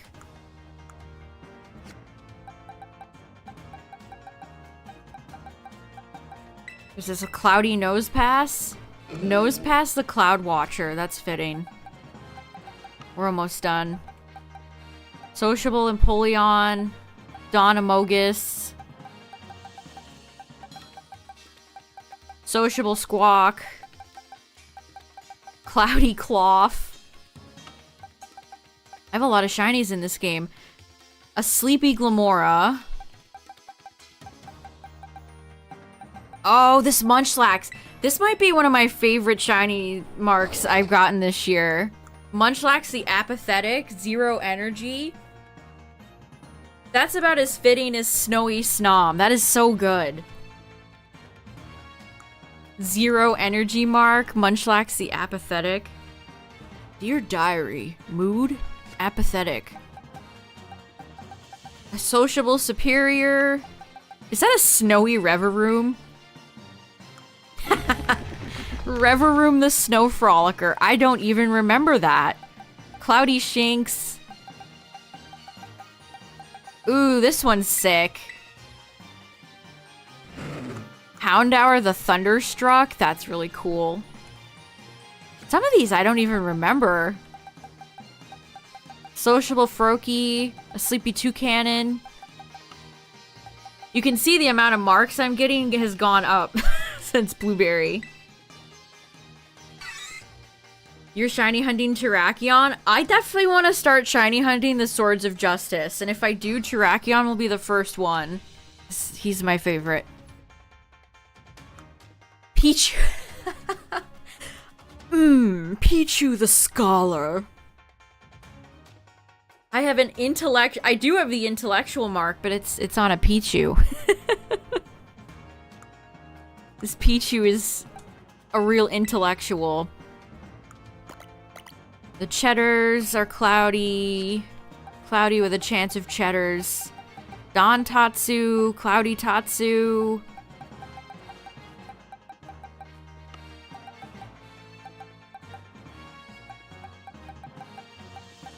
Hungry Riolu. Dawn Slagoo. Dawn wait, what was that? No, Dawn Wingull.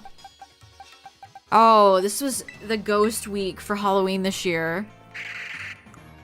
I got a Crafty Mark Bennett.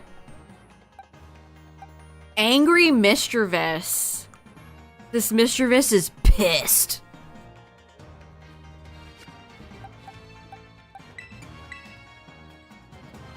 I got a Smiley, Sandshrew, Sleepy Whooper, and Cloudy Girafarig. And then I have a few marked Pokemon in Sword and Shield, but very low number compared to this game. Alright, I'm gonna go heal chat and then we're gonna game swap. Do I like Iron Boulder? No. I much prefer OG Terrakion. I probably would like Crown. I probably like Crown the most of the Violet Swords of Justice paradoxes.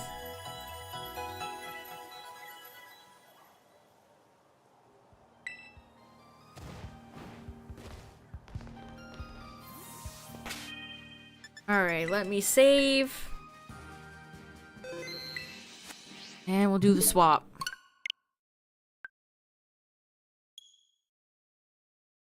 You wish their shinies were better? At least they're not as bad as the genies. Like, if we're talking Gen 5 legendaries, I think the genies have worse shinies. Alright. See, I push Y and I go to the menu. As intended. As it should be. Like, look at this. We got Cheeto Dust, Lando. Where's the other? There's Thunderous. Slightly purple Thundy. Which one did I even get first? Here's my shiny. Chat, no way. It's shiny Rayquaza. I got it early. No way. Oh, here's Tornado. Tornadus has the worst one. Does it? Maybe it's Lando. I like shiny Virizion. Alright. Well, if anyone's around, I will open up the lobby. If not, we'll do a solo run.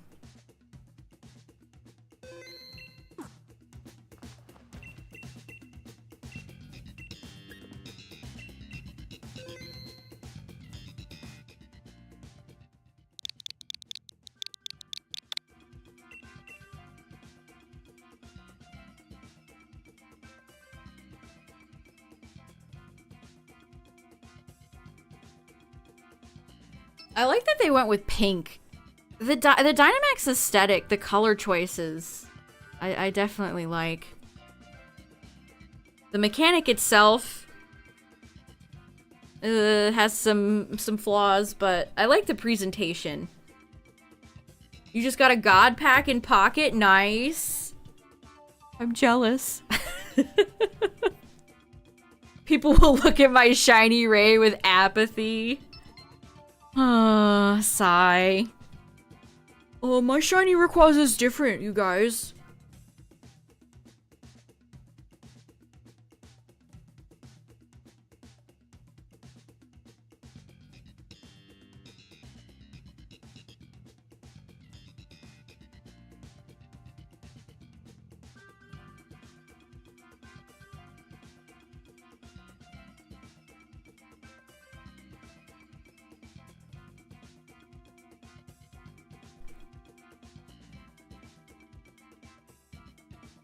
Nobody knows I'm here from Dynamax Adventures. That's too real. That's too real.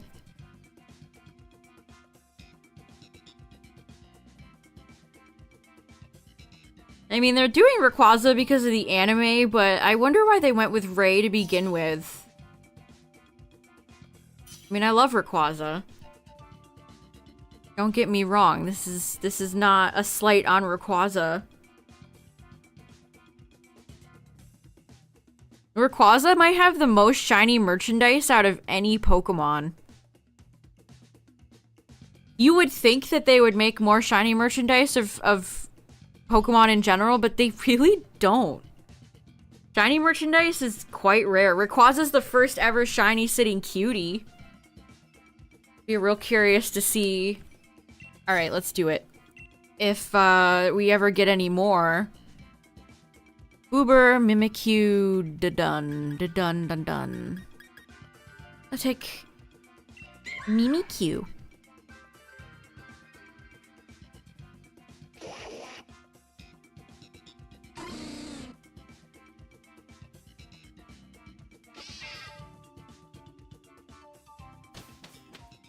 Alright, behind door number 1. Who lies? Who goes there? Oh no, it's a dragon! Well, I'll be. This could be Guzzlord, this could be Zygarde.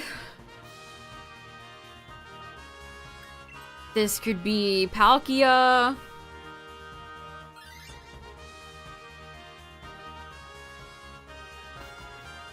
Kyurem. If we open up with Zygarde, I'm gonna be a little bit sad. We had such an easy time yesterday. I did Dynamax Adventures, we streamed it yesterday, and it was easy breezy lemon squeezy. We had like, Nihilego showed up 4 times already. Lugia showed up 3 times, it was great. We did not lose a single round yesterday.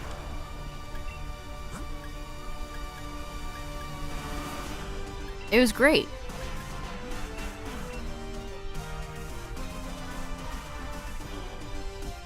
Now, Reshiram and Zekrom are out of the pool.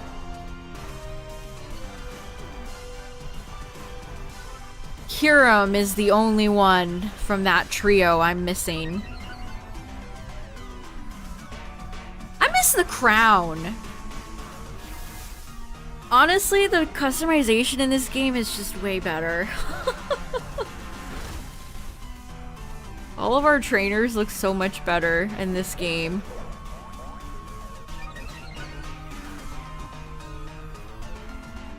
Like the gold outfit too. Why don't they incentivize goals with cool outfits more?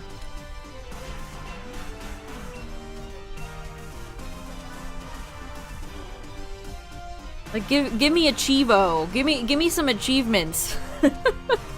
Achievement style system where if I get like 30, you get 30 grass, you register 30 grass Pokemon for your Pokedex. You get like a blouse or a shirt with like vines and flowers on it, you know? Stuff like that would be awesome. And it would incentivize people to actually complete their Pokedex if they don't care about the shiny charm.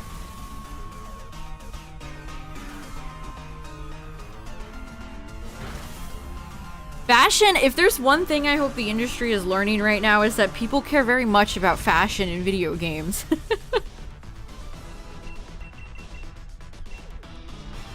The rise of dress to impress. That new Nikki game that's all about cute outfits. People care about customization. It is a very important element for a lot of people. Shiny Zygarde is the 800 shiny. That would be amazing, Galaxy. I would pop off.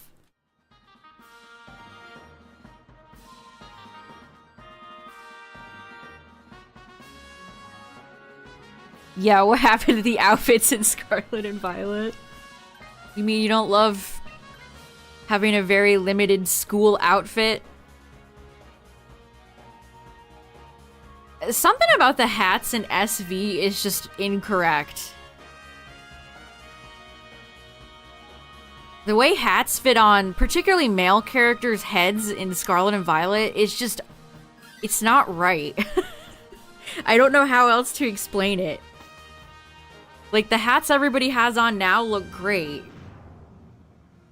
But if you put on a beanie in Scarlet and Violet, like, the way it wraps around the character's head is just off. Yeah, I know, I can think about your character, Midnight, with the green. See? Exactly! Like, I remember your character because you have a distinct colored hoodie that you wear. Whereas in SV, everybody is just purple or orange. Or blueberry school outfit. Or Kitakami outfit.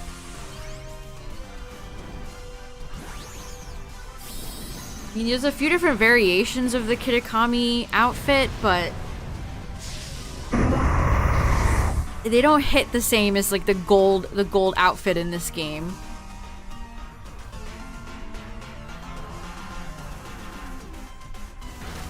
A prediction? I mean, I can run one.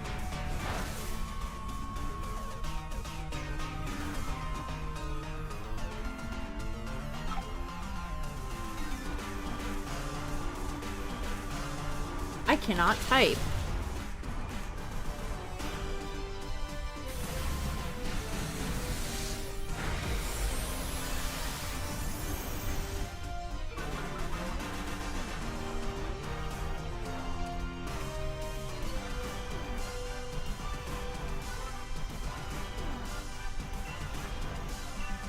An Umbreon hat? You know what? That's actually... You're totally right, Jaden. Why are there not evolution accessories? Do you know how much people would love that? And that they could turn into real items? Have a hat for each evolution? Like, they're thinking too small scale, man. It's free real estate. I always wanted to buy the Lipard NPC, you know who I'm talking about. I really like her jacket. But they've never sold any of the clothing from that. I think they maybe have made like a few shirts. But it's been so long I don't remember. But they definitely never made that cool ladies Lipard jacket.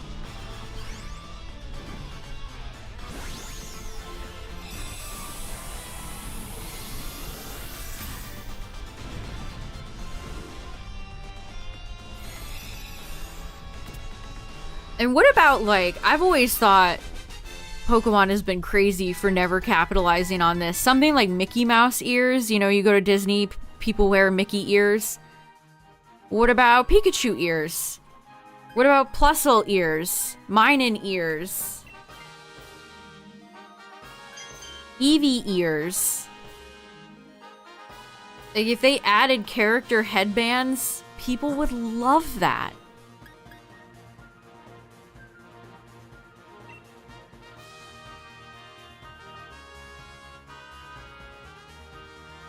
And the way you get a lot of clothing, like the reference, they added like the Team Flare stuff. Like I have the Team Flare glasses on my character in this game. But then the way they implemented all of that in SV, you have to go to Atticus's scam auction.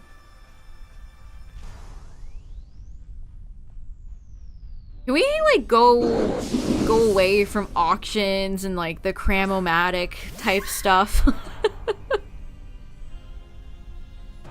It is just always not fun. I don't enjoy it. Like, did anybody enjoy going to the auction house and having a little child beat them with, like, or just raise the price up to, like, 80K?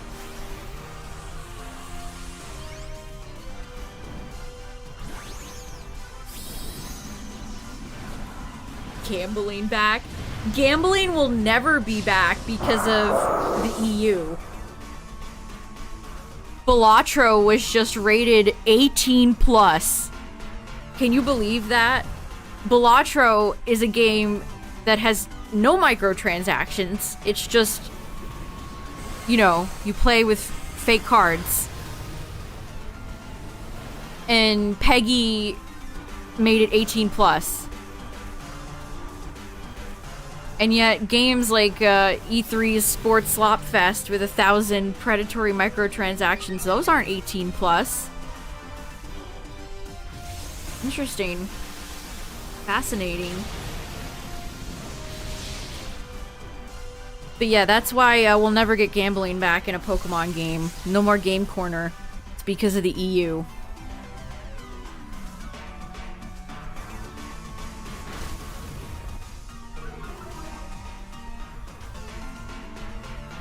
You can't gamble fictional money. It'll turn you into an addict or something. If anything, Pokemon has taught me to not gamble, because did I ever win the slot machines in Pokemon? No. If anything, that educated me onto the real world. Did I ever get the lucky number 7s? No.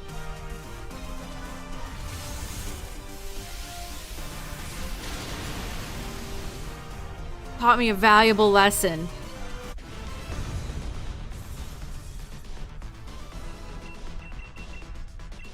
That's why we had to suffer through Voltorb Flip, too. Only Japan got to have the original Game Corner, because they didn't want to bother.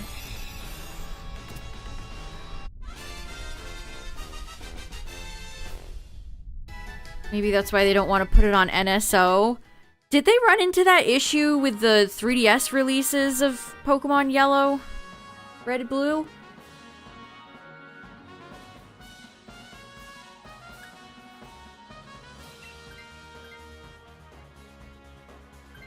I want to say I remember something about that, like when Pokemon Yellow and all those games came to Virtual Console on the 3DS, there was some sort of issue with Peggy. There was an issue with Peggy.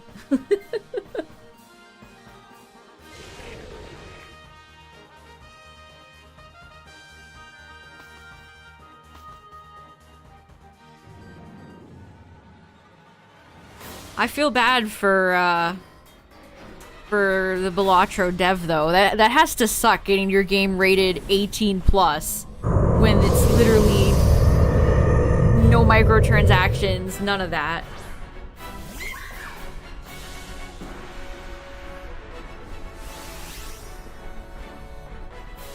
Okay, it's Guzzlord.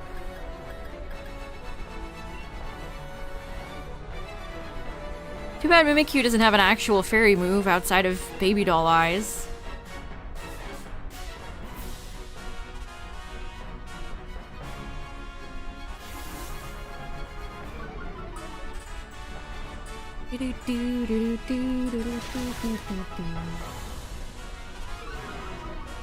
Balatro is a roguelike deck builder.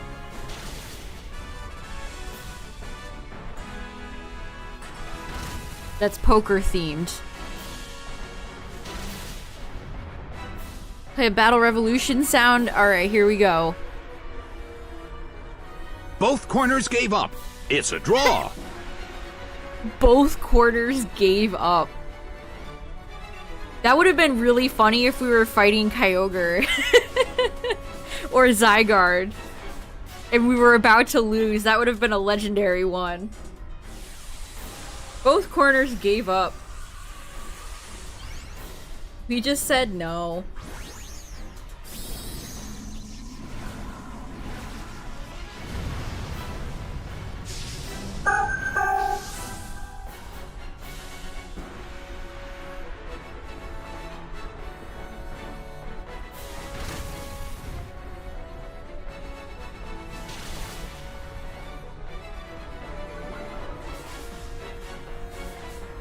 Also, Balatro was made by one guy,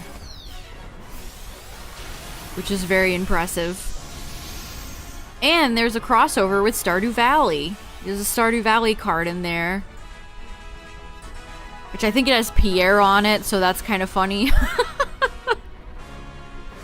But that's still cool.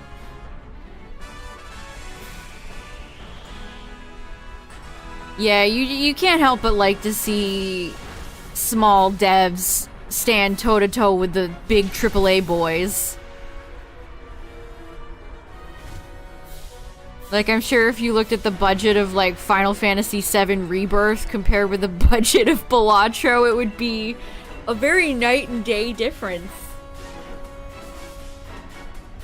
I'm sure even Astrobot costs probably 100 million plus.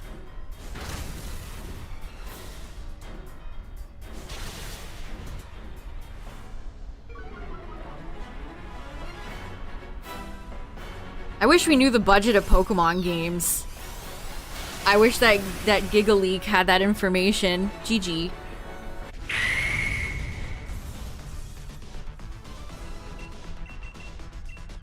I went the wrong way. Guzzlord, would you like to be shiny 800, my friend?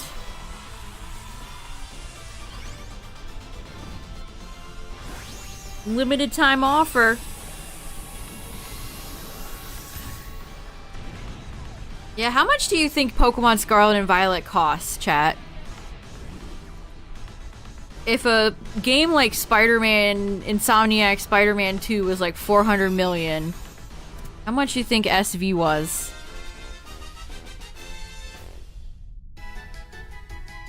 Alright, Guzzlord. Guzzlord, listen. Please? No? Okay. 20 to 40 million?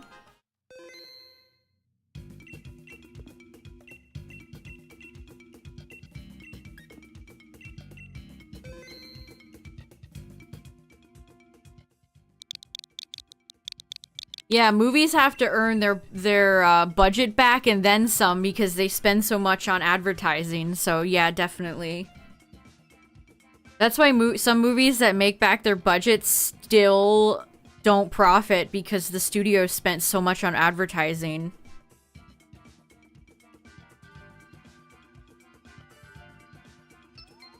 I wish that studios were obligated to release that information. Like, we know how much movies cost. The only times we ever find out about game budgets is when it gets leaked, unfortunately. Because these studios are not obligated. They don't have to release that information. I mean, GTA 6, that's like $1 billion game.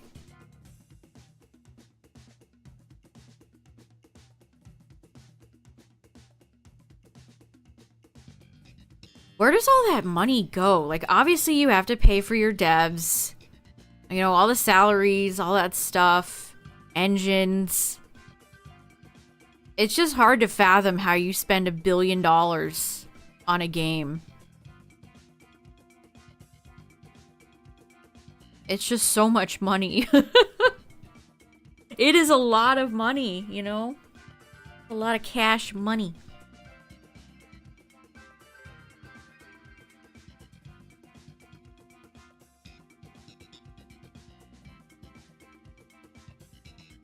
Good night, Riku. Have a good one. Talent acquisition, yeah. You gotta pay your game devs, you gotta pay your writers, you gotta pay all the artists and QA testers and all that stuff. I mean, a lot of people in the industry are out of the job, so you could probably scoop up a lot of those people.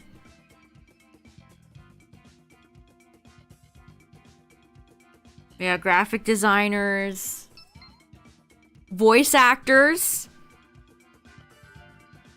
voice actors, motion capture. All those big AAA games have motion capture, so that's very expensive. Probably a lot of the budget goes into that.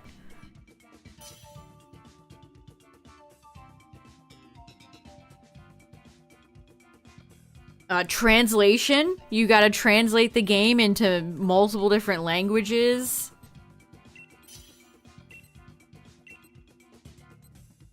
And if you're Pokemon, you gotta do that simultaneously. Yeah, marketing.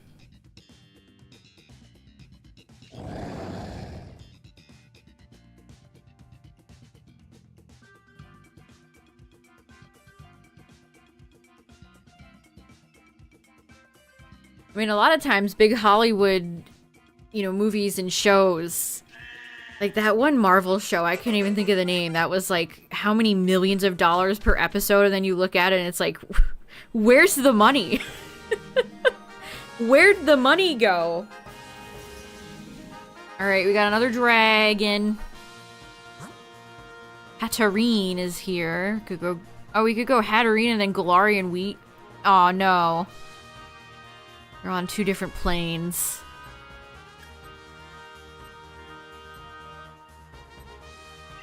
Do you go for Hatterene or Galarian Weezing? Well, I guess we're going Hatterene. Kmart! Oh my goodness. I was just talking to my parents today midnight about how kids these days probably don't even know what Kmart is anymore. In the States, anyway. In the US.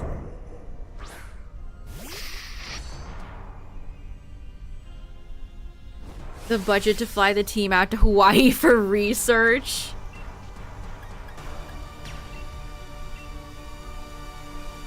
Ah, yes, research.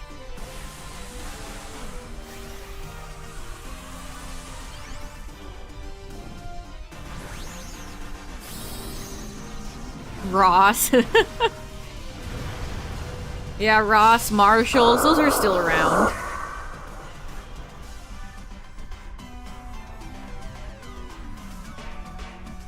Kmart is pretty much gone in the US, I'm pretty sure. Unless there's some weird remaining few locations.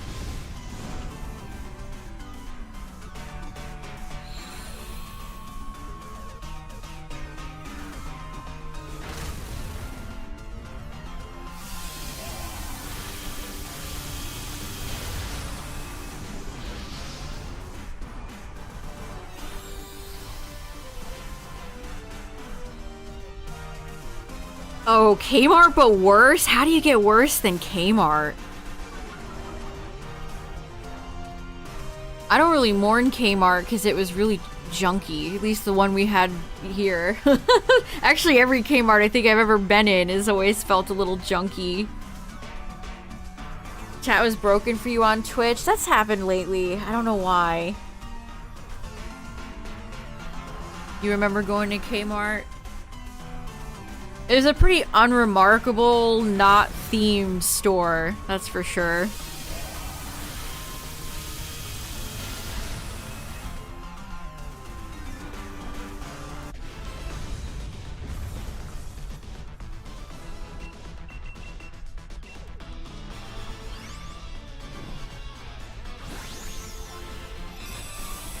You found an old Lego set? Oh, I forgot to do the ads warning.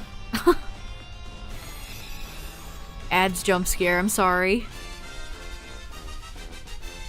You found a really old Lego set that... See, that tracks, because Kmart, you could just hide something behind something else, and they'd never find it. Did you, where'd you find it, Justin? Was it, like, hiding out somewhere? I have a Kmart memory of going there and buying a Gen 4 themed ornament set that had Pikachu, Piplup, Chimchar, Turtwig, and Shaman in it.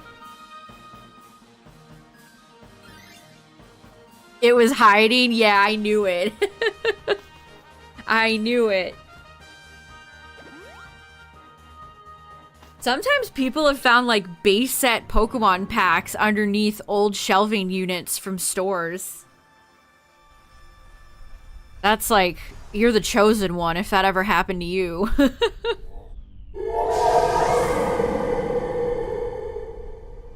Haven't played Shield in years. Dynamax Adventures is still fun. I still get enjoyment out of it. It's still a good time.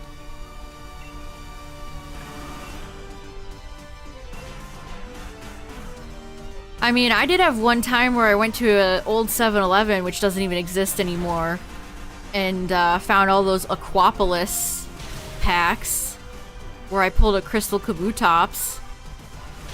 So I guess that day I was the chosen one. You can tell they had it like shoved in the back somewhere and put it out front to just sell them.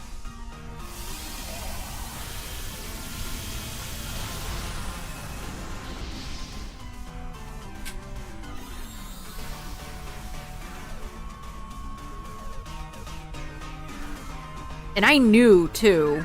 This was years ago. This was before, like, the pandemic brought so many eyes on retro Pokemon. This was... I was still a kid, I think, or at least a teenager. But I still knew. I was like, no way.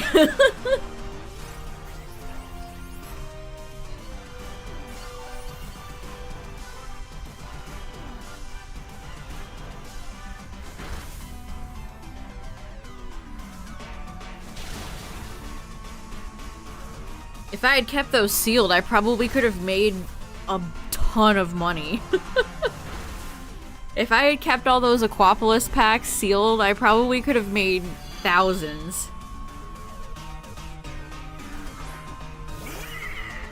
And I could have weighed them and bet a Dirty Dan like all the rest of the Pokemon retro resellers.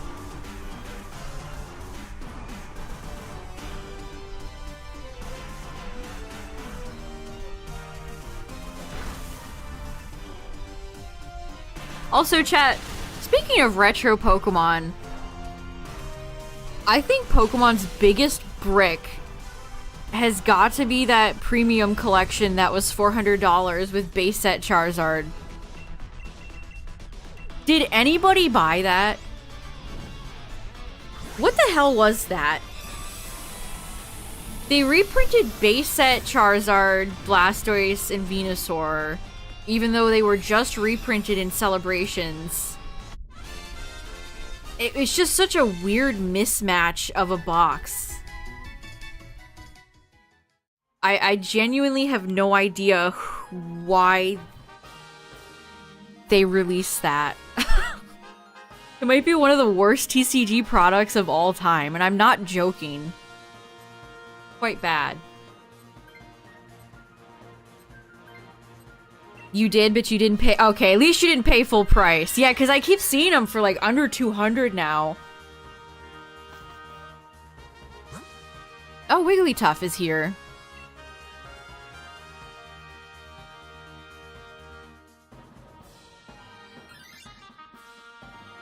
Yeah, they're so deeply discounted because people are just not interested. And they released like that one Mr. Mime card that we never got over here that was Japan only, but that's it. It's such a weird, confused box. It's like it didn't... Whoever designed it was drunk. I don't know.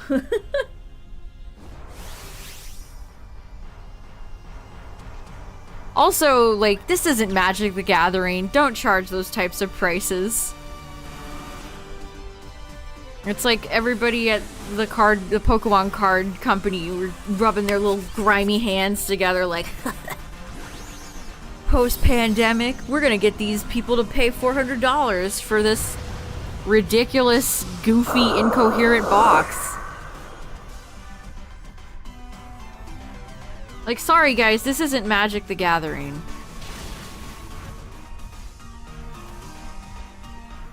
Nobody's paid prices like that.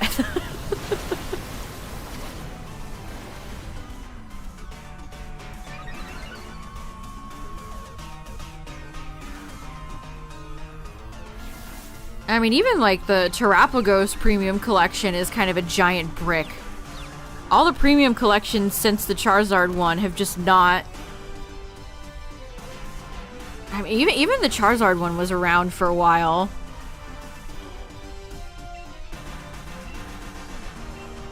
Yeah, the holo effect on those cards was nice, yeah. But see, here's the thing. I actually got a few cards from that box set, but I got them as singles. So I picked out all the cards I liked and just bought them as singles.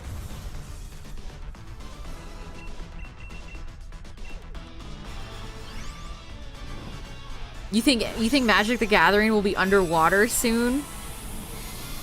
Yeah, there was just... I saw a hubbub about, like, some ban list or something recently. Yeah, every time I see Magic in the news, it's always for something very negative. They're always up to something nefarious. Alright, somebody take this Weenie Wigglytuff. I can do Metal Sound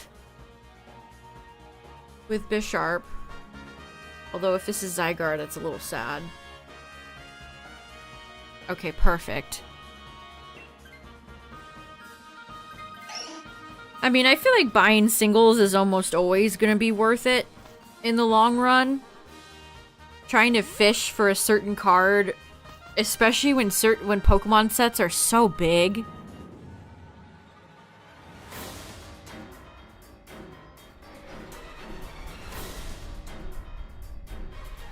It's Latios.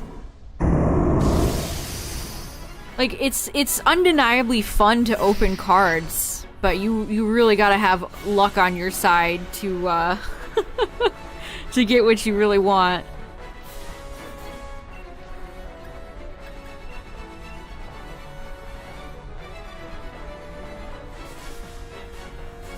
And sometimes with certain Pokemon sets, they make buying it difficult. Like, Paldean Fates is just a really annoying set to buy. Because it's not sold as singles, it's a special set. So unless you can find the booster bundles, you're just gonna end up with a lot of box sets that you've already bought.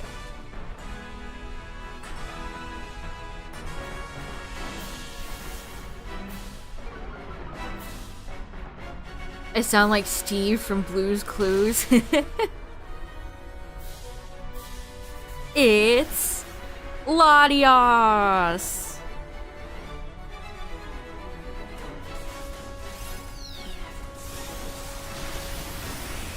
Looking for the Pikachu illustration rare. Did you pull it, Leo?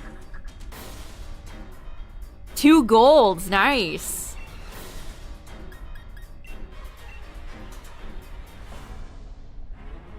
I mean, sometimes I've gotten the chase card and it's like, wow, Pokemon cards are great. And then other times I've opened so many cards and it's like, I can't pull anything. This is the worst.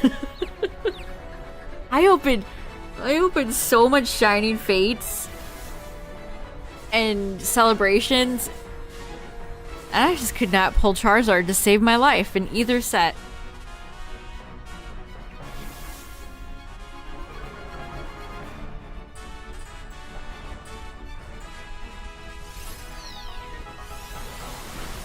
Gonna send him to PSA soon. Do you send him direct? I've seen a few people trying out GameStop's grading system. I wonder if it's any good.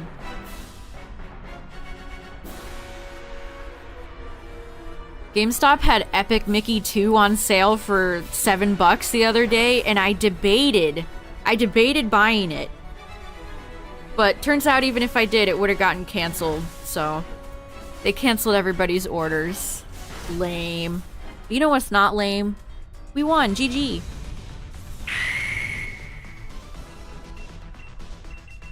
GG's. Went to a card show recently. Oh, that sounds fun. It was selling for over 500. Wow. I know the Bubble Mew from Paldean Fates has really shot up in price. A lot of Pokemon cards have shot up in price lately, and it feels artificial.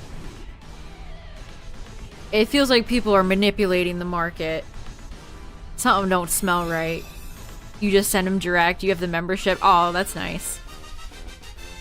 You see nightmare posts about GameStop and PSA damaging their cards. Latias, would you like to be 800? Shiny 800? Limited time offer? No? Okay. Pokeflation.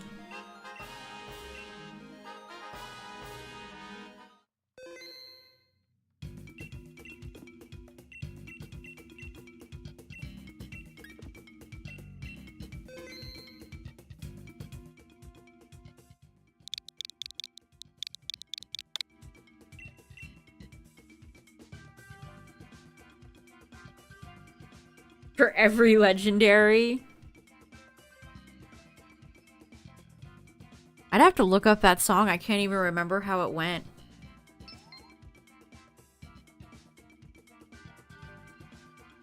Yeah, I mean, it usually is just greed. Especially in the TCG community. I've seen a lot of, like, little shops getting called out for blatant inflation of prices lately.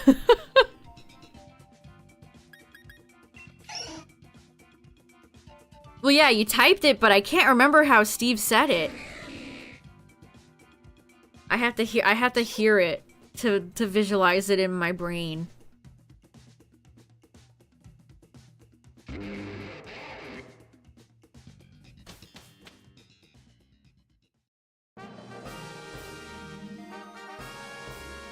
Oh no. Well, this is either Kyogre or it's Palkia. Of course, our two electrics are across from each other.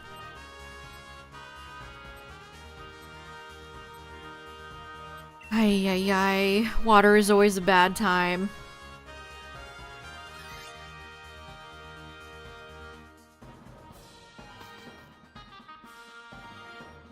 The Umbreon EX from the Japanese set that just came out is almost $400. That's a spicy meatball. I mean, people have been scalping prismatic evolutions, and that set's not even out yet.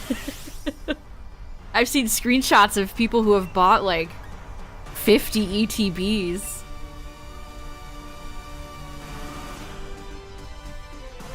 I don't know how anyone has luck opening ETBs. Every time I open an ETB, I get jack squat. I get diddly nothing. Zip. Zero.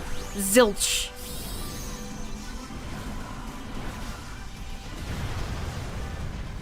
Got a Bubble Mew and a 10. Nice. If you sell your PSA cards, Leo, might be a good time to flip it. You got a Japanese box and you got shafted. Oh, that sucks. The Japanese boxes are fun to open though, aren't they? I almost kind of prefer the Japanese boxes.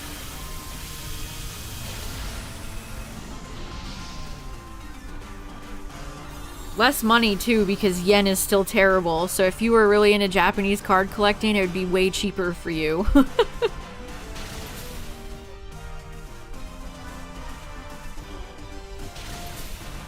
Why is that? They have like mini boxes. They're not full on like $100+ boxes of cards. They're little mini boxes.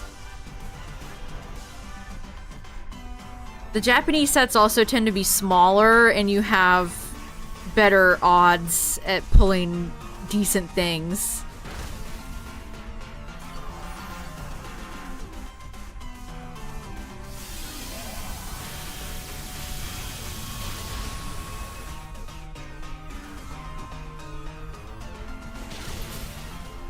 I mean, not to, you know, thing Japan, but the Japanese card quality is very nice. It's very nice. Japanese Pokemon cards feel very premium.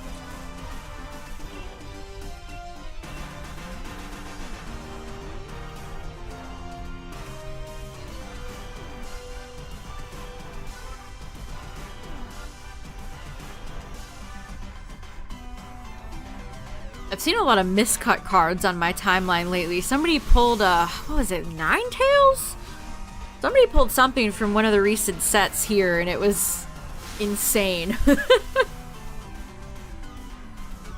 Yeah, their card quality and holo, the way they do holographic over there is just better.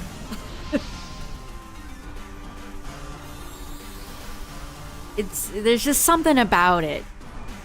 And this goes far back too. Like, I've occasionally bought Japanese packs on and off for a long time. I have packs from like Gen 4 era. And the way they did holo EXs over there was so cool. I pulled a Japanese Machamp EX from like the Giratina Platinum set, I think it was.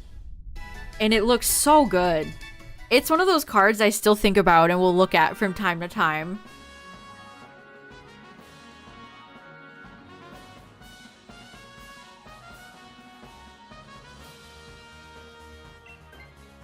And the corners are jacked up. That's so frustrating. It happens a lot with Yu-Gi-Oh! Too.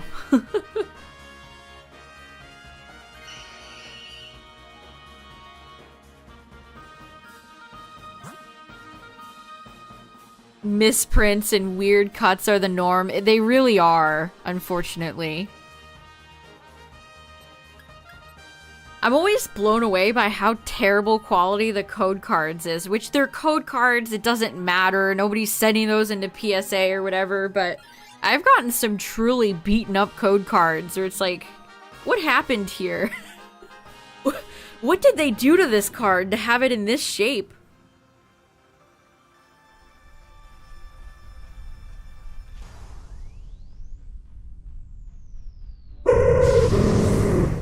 I was looking at some of my metal cards that I got from the Celebrations Premium Collection, the Pikachu and the Charizard. Some of those metal cards just have factory defects, and it sucks.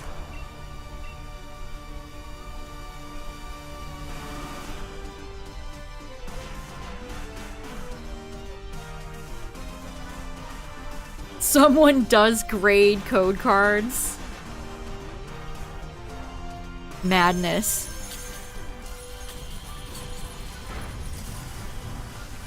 If I ever was to send anything into PSA, it would be my gold cards.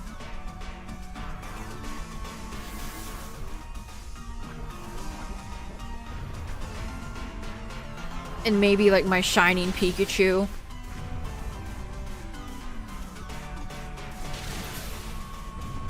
The Gray Hat Pikachu from the Van Gogh debacle, that card has shot up in price, although mine has a few spots on it. If I sent in my Gray Hat Pikachu, I ain't getting a PSA 10. Some of the promo cards they've sent out like that have been absolutely atrociously cut, like the Charizard, the Charizard and Bidoof cards from the Pokemon Center. And a lot of times they put a piece of cardboard behind them so you can't see the back. So you kind of have to take a shot in the dark if you want to actually unwrap it and send it in. Have become luxury items. It's depressing, isn't it? I would love to go back and buy like some of the old base set starter decks and stuff like that, but it's just so ungodly expensive. And Pokemon doesn't operate like Yu-Gi-Oh, where Yu-Gi-Oh has blue eyes in every other set. Dark Magician, I saw him last Tuesday. But Pokemon doesn't reprint old sets. When they're done, they're done. So if you really like a card from like the Heart Gold Soul Silver era, you know, good luck. Go get your credit card. You really like a Neo era Togetic? Well, too bad.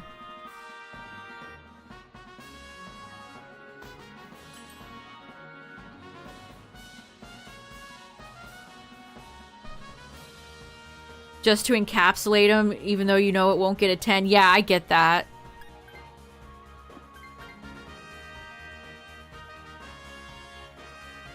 Just to keep him safe.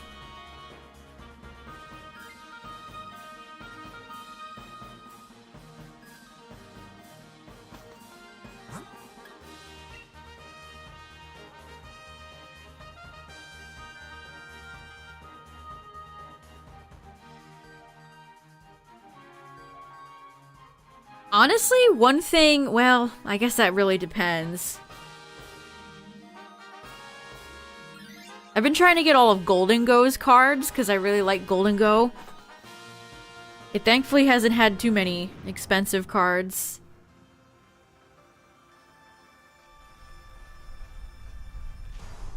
But it's hard to go back and, especially for like Gen 1, Gen 2 Pokemon. If you wanted to go back and get like every Feraligatr card, it'd be so tough. Especially when you factor in Japanese releases like the Versus set, which, man, I can't believe we never got that over here. They're such cool cards.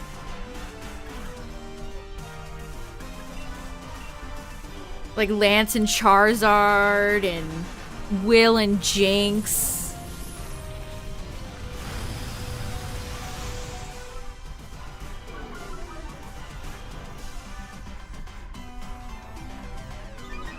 Got most of your Arcanines early, yeah.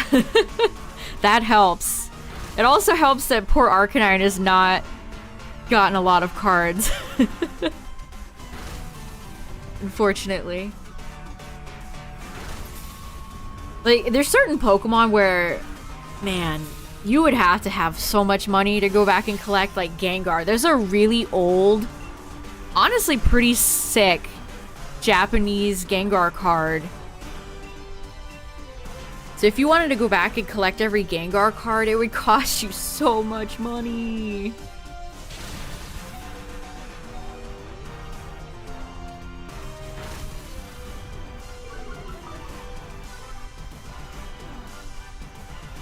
There's a Mewtwo promo that came with the TCG sequel game that Japan got only.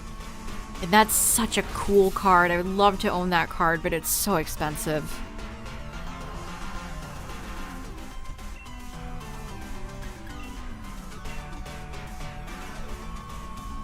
Oh, Heliolisk being so fast stinks.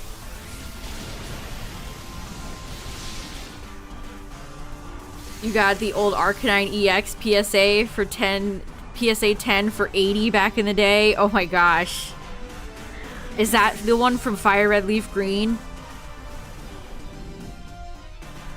Fire Red Leaf Green went crazy. That set has some true bangers.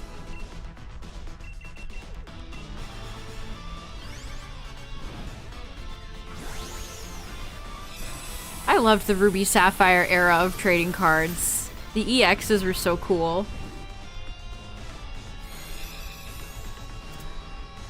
Gumby looking ass. Oh, is it Legend Maker?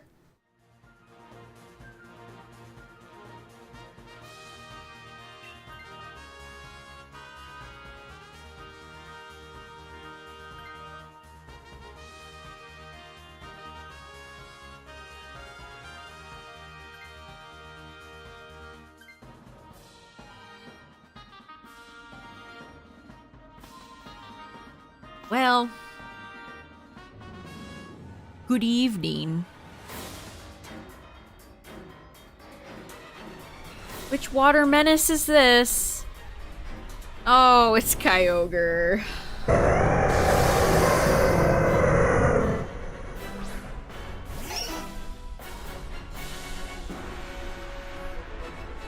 I'll see you all in therapy.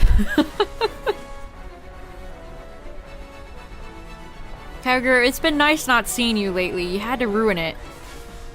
You had to ruin it.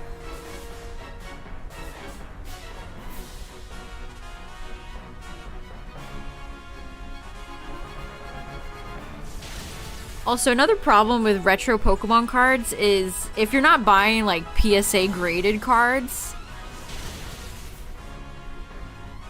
if you're just looking on like the secondary market, a lot of old Pokemon cards are played. Beaten up. Scratched. Not in good condition. Just terribly unfortunate.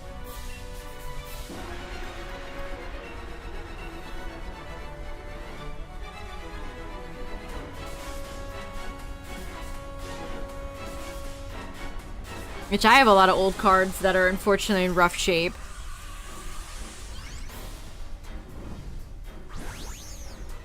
But I guess that's, you know, it's just what happens when you're a child, you know. Excited for shiny Rayquaza? I mean, it's something I already have, but I'll check it out. That's what we will be doing tomorrow, chat. I will check out the shiny Rayquaza raid.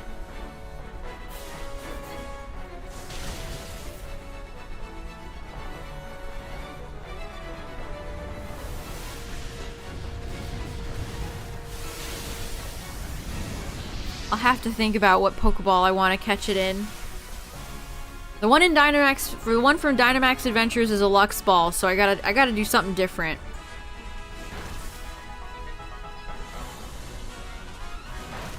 Some of your childhood cards were destroyed in the washing machine. Oh no. I think Tyler might have had his games go through the washing machine. That sucks.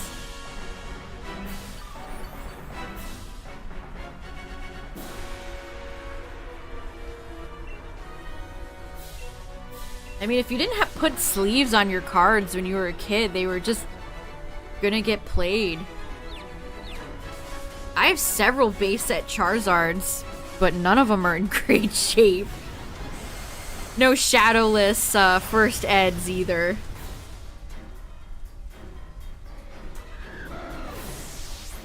They're filthy unlimited cards.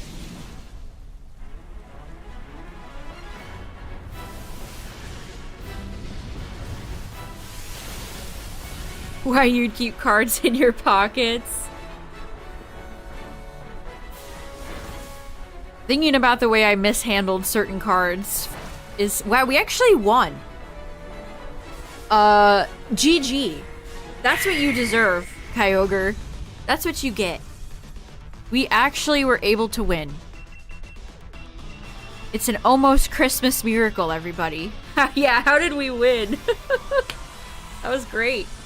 Abomasnow was dealing the big damage.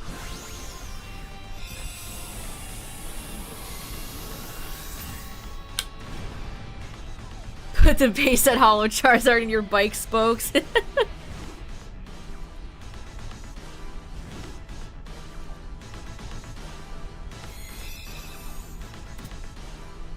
Yeah, we were really close to losing that. I'm amazed we won. GG. Kyogre, listen. Listen. Heliolisk could have been shiny 800 too. I don't have Heliolisk. Kyogre, listen. Listen. You could be shiny 800, my friend. You could join shiny Groudon and shiny Ray. But you're not going to because you mean. Oh, brother, this guy stinks. Okay, Kyogre, okay.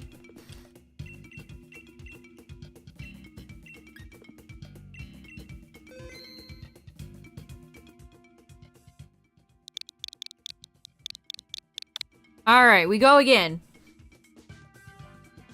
GG, go next.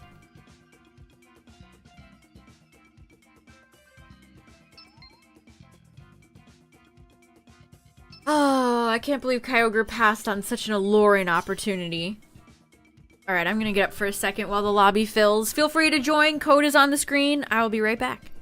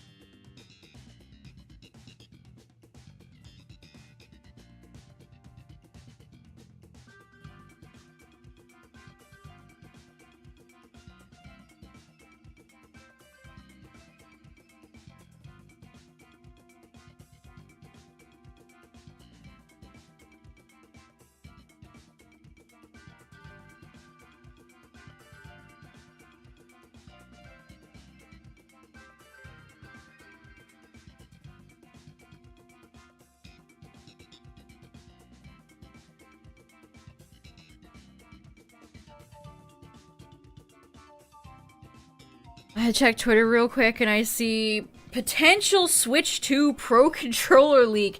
Is everything gonna leak about this console before Nintendo reveals it? Ooh, Kingler's here. Perfect. Okay, I'll read what it says. Variety also did an article today about that Reddit Switch 2 leaker, so it's looking like that's legit. Okay, so this is from a Chinese forum. Shape is the same as the Switch 1 Pro controller. The main shell is black, while the joystick and buttons are gray. Now has a 3.5mm headphone jack. 2 new buttons on the back, GL and GR. I mean, black and gray sounds very boring. That's my problem with the Switch 1 Pro controller. They didn't release enough special editions of it.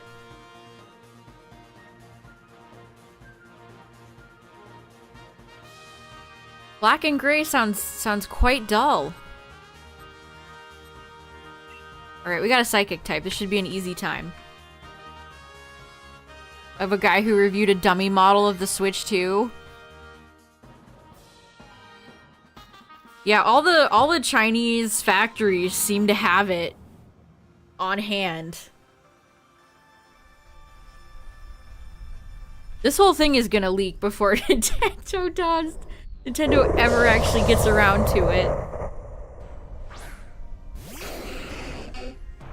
Well, the rumor was we're gonna get, like, gray and white, was it? And then a Mario Kart 9 variant?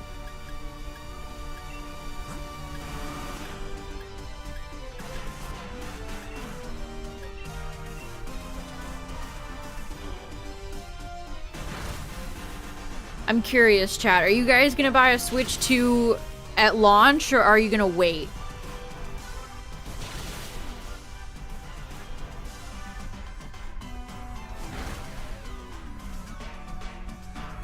Launch. I sounded like the launch. You're gonna wait. They'll announce the Switch 2 on Pokemon Day as a special edition. I would definitely be interested in a Pokemon version of the console.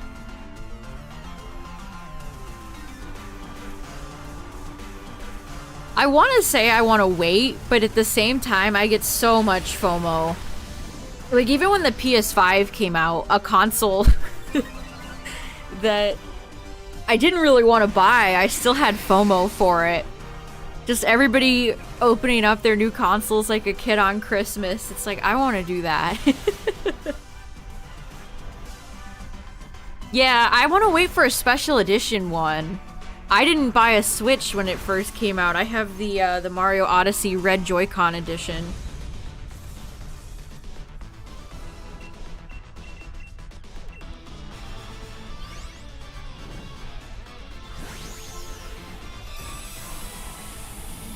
You never got a special edition Switch? Which one, if you had to get one, Justin, which one would you pick? We didn't get a PLA console. We got a Let's Go Pikachu and Eevee brown and yellow console. We had a Switch Lite for Sword and Shield. We had the, like, graffiti orange and purple Scarlet Violet Switch. Yudo got the pee pee poo poo Let's Go one. The bathroom, the toilet edition. I honestly really like the Zacian and Zama Switch Lite, but I don't really want a Switch Lite.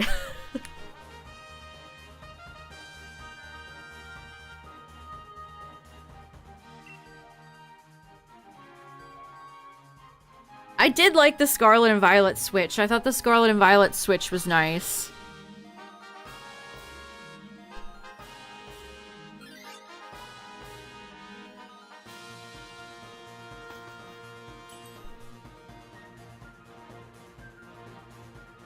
Man, the Mario Red Edition makes me mad. I have the Mario Odyssey. Switch, but I just have the Joy-Cons that are red. The dock is the same. The Mario Odyssey Switch was like... I don't recommend. Oh yeah, the BDSP light. I forgot about that one. They just copied the original Diamond and Pearl DS, didn't they?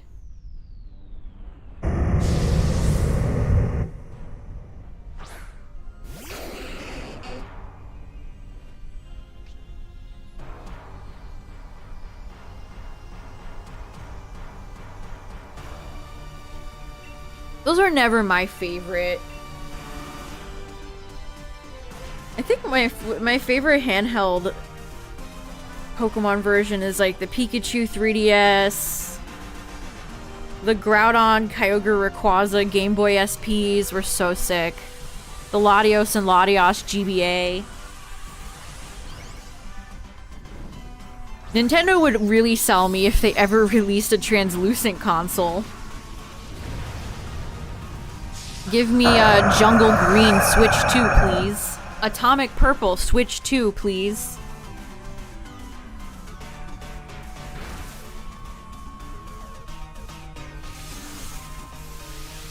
Like, pretty please? Please? A Jungle Green Switch. I mean, that is a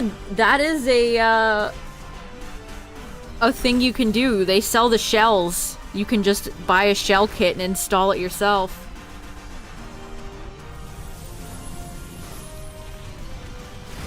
Which is what I did to my Switch. I put the Scarlet Violet Korai Mirai backing on.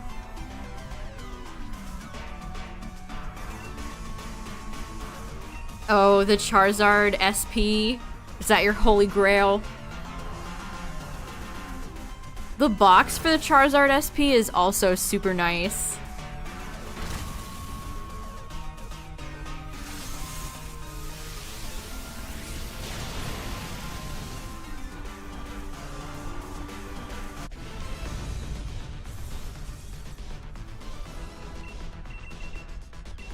It was sold at the Pokemon Center in New York. I had a friend who had the gold Pokemon Game Boy Advance that had like Pikachu and a few other Pokemon on it. I always thought that was a neat version. There was a Torchic SP too that I always liked.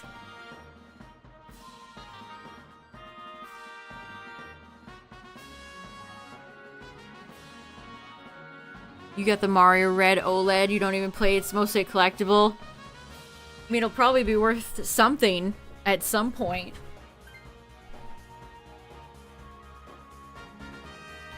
Yeah, I can stop charging my mouse.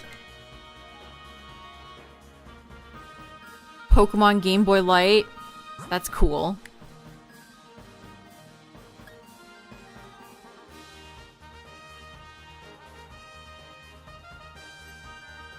Your Holy Grail console is the Pokemon 20th Anniversary new 3DS. Oh, that's a fun one. That's a fun one.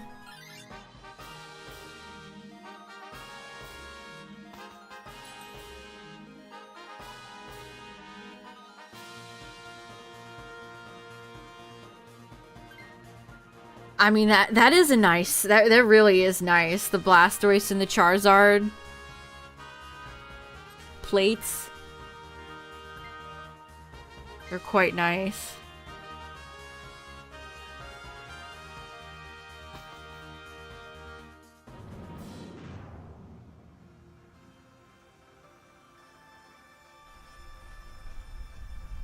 I have the Sun and Moon 3DS XL. That's not one of my favorites, though. I kind of find the black console with gold Pokemon outlines on them to be kind of boring.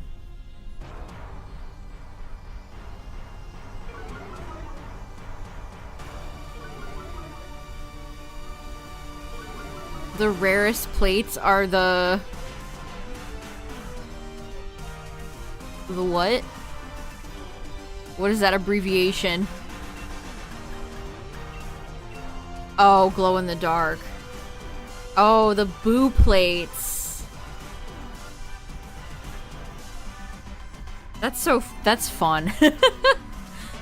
That's fun. Ooh, and they glow in the dark.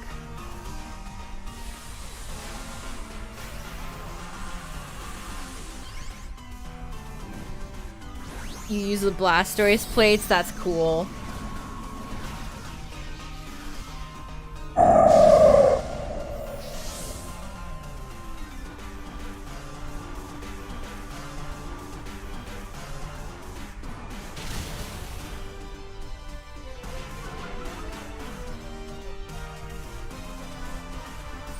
Quillfish. We're fighting Quillfish right now.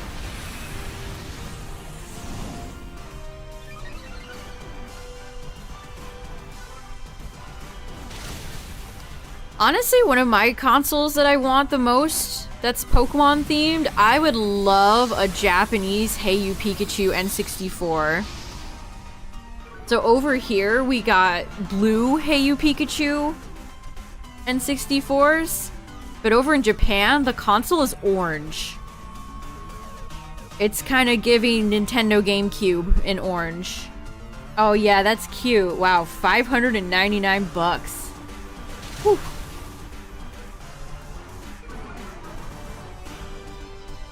But I would love to get a Japanese Hey You Pikachu N64. It's so cute.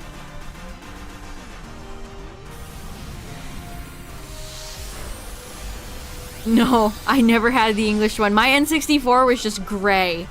I didn't even have a cool translucent one. I think I had a few friends who had some of the cool colored ones, and I definitely remember them, so they're nostalgic, but mine was just gray. I just had the gray one. Nothing fancy, nothing flashy. Just gray. And then my GameCube is black. And I got a pre-order skin for Gale of Darkness that's on there, and it's like lost all of its color. I don't know what it is about those skins for consoles back in the day, but they all have like lost their color. They're almost sun-bleached.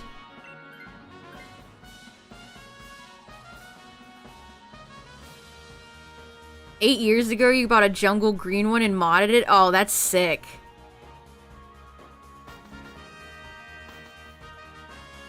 Yeah, I would love... You could do N64 shells, too. Like, look up N64 shell on, like, AliExpress. You can find a ton of colors. You can find shells... Oh, hey, it's Solgaleo. You can find shells for pretty much every console in your dreams.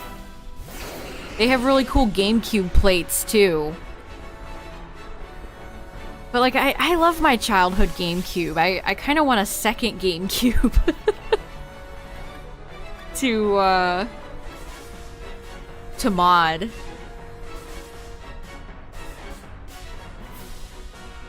On your TV without having to use Stadium. Nice.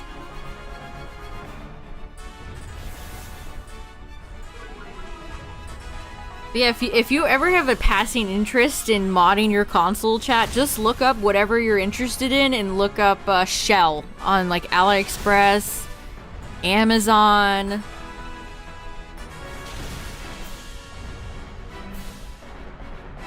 They even have kits. They're so popular now that you can even buy kits. Like if you wanted to do a shell for a Game Boy Advance, you can buy a kit that gives you a shell and a brighter screen.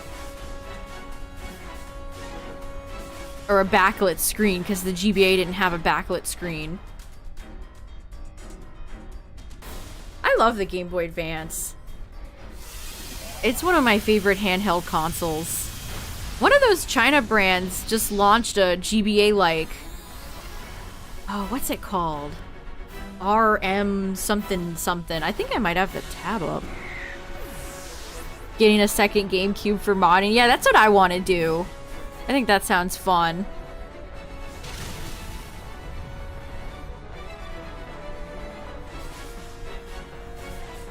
You did a GBA kit recently and you love it? Oh, which color did you go with? Yeah, Anbernick. RG34XX.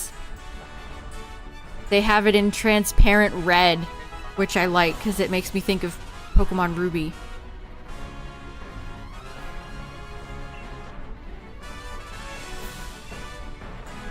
You saw one for 70 at your local shop? That's not too bad. See, just like Pokemon cards, unfortunately, chat, retro consoles cost $1 billion now.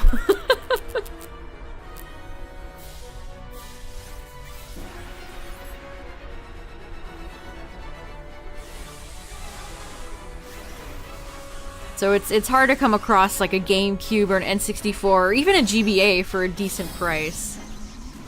I've always wanted a Game Boy Micro, but they are so much money. Game Boy Micros are really neat.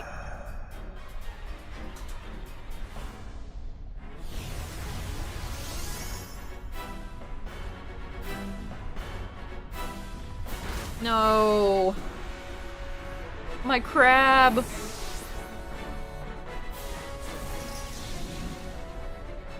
Kingler has been cooked.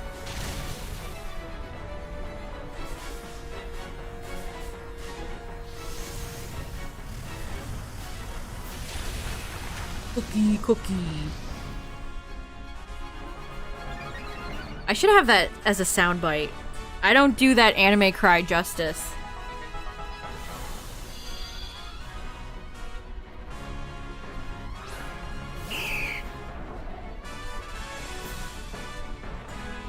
Oh, it came with 2 different ribbon attachments? Interesting. Standard clear red shell with clear blue buttons for Ruby and Sapphire. That's fun. Your modded GBA. Yeah, I remember that, Leo. You painted Rayquaza on it. I definitely remember that.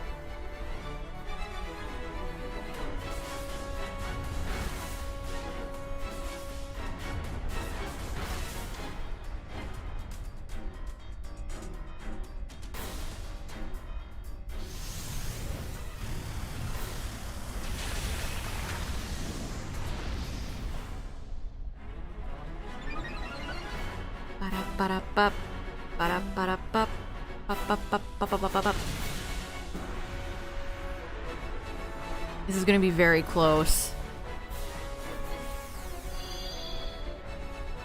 Kingler back in action.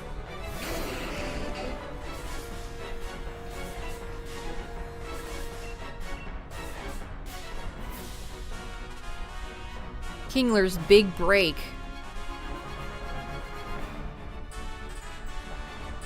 Oh. Hit it! Krabby did a great job! Krabby did a great job!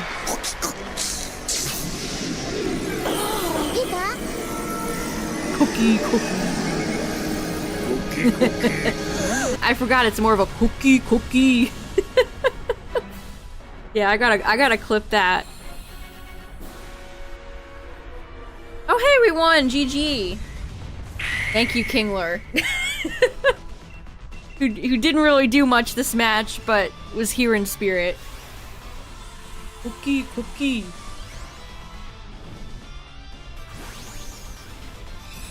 Yeah, why did that sound like Cookie Monster? Legitimately, why did that sound like Cookie Monster?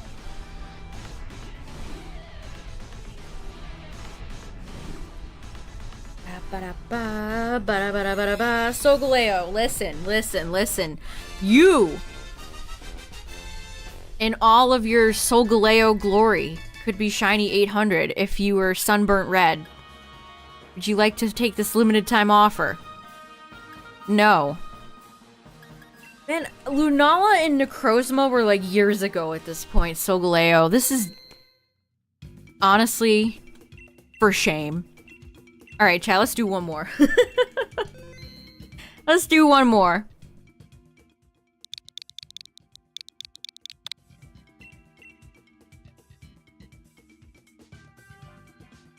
Use Necrozma? No?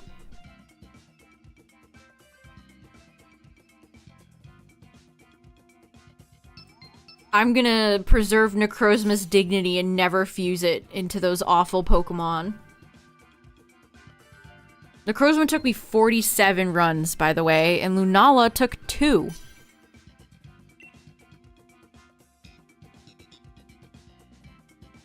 I went with Pokemon Sun as well. Disrespectful.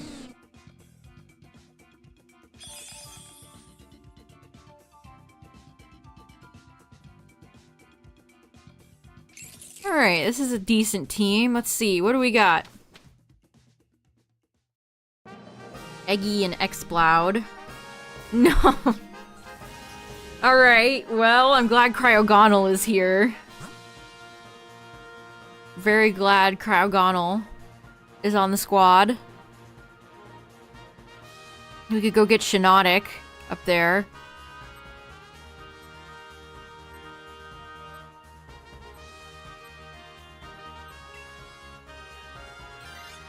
Shiinotic would be decent.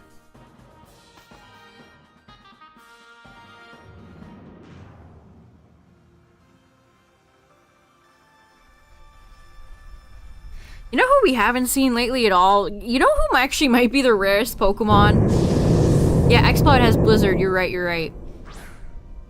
I don't ever see Kyurem. Where the frick is Kyurem? Kyurem just never shows up. It's a Kyurem kind of world.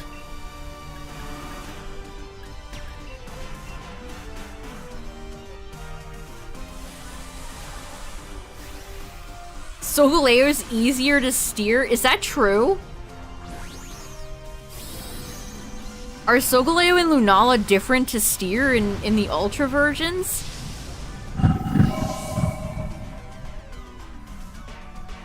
You got Mewtwo in 1? Nice. That's where I got Mesprit in 1. Mewtwo honestly was really nice too. I don't remember how many Mewtwo took, but Mewtwo I got a long time ago now. Mewtwo's a friend of the stream. Kyurem is playing, plotting, hiding. Yes. I really wish I had kept tracking all of these Pokemon from the start of Dynamax Adventures. I mean, I wish the game did that for me. But I've just done so many randoms runs now. It's... How many times have I run into Solgaleo? I truly don't know at this point.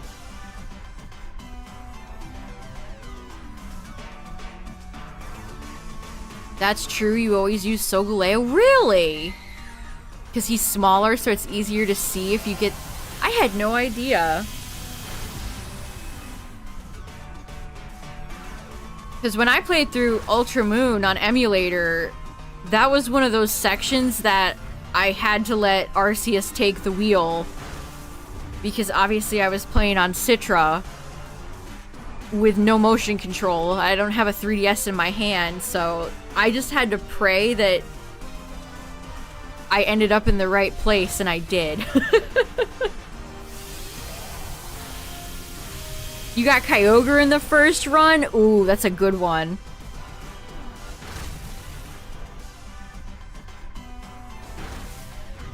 You got Tapu Koko first run? Also a good one.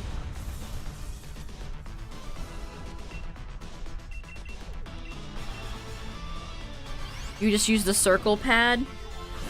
I think we talked about it. There's no way to turn motion controls off, so I just let it go and I somehow managed to end up in the right place.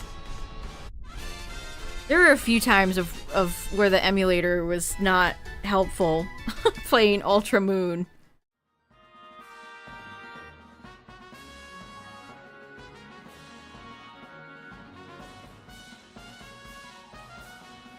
Turn the motion controls off at the Game Freak office. Oh my god. Of course, if Game Freak gives you an option, it's gotta be obtuse and really weird.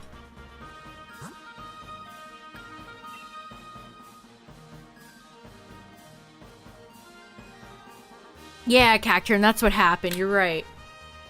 It magically found the right place where I was looking for a solution online. You're right. That's why Mantine surfing was so miserable.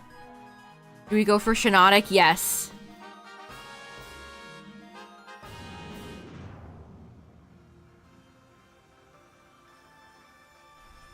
Go to the Game Freak office and talk to the Aether Foundation NPC on the bottom left. They'll give you the option to switch between circle pad or motion control.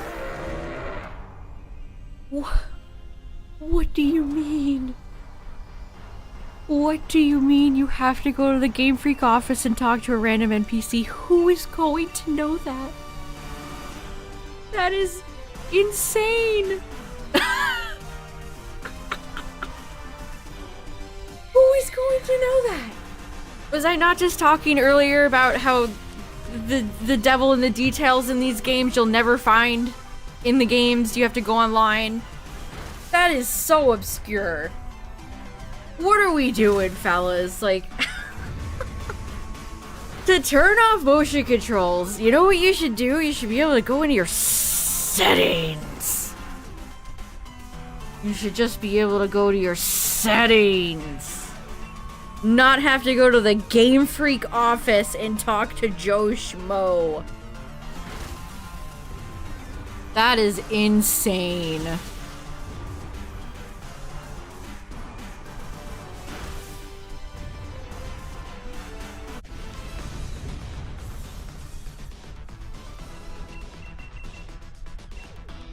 Oh man, this franchise.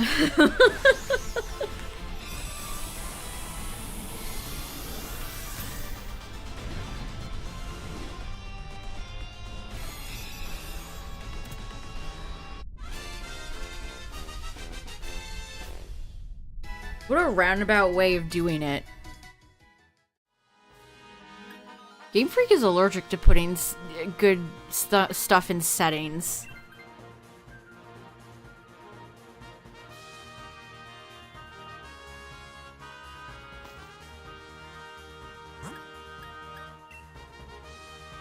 Who is that water? Oh, is that Pukamuku? Ugh. I love Puke, but not in Dynamax.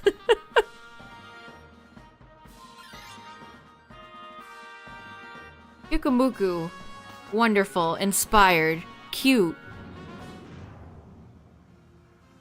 Oh, I think Adge is about to play on Twitch. Ad jump scare warning. I have no skips available. Sometimes Twitch just doesn't give me skips. I try to make it so ads don't play during the runs, but Twitch says no.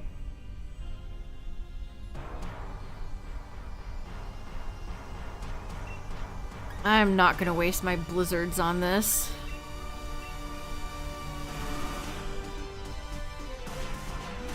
It's Shinotic's face. Shinotic has a little bit of like green eyeshadow.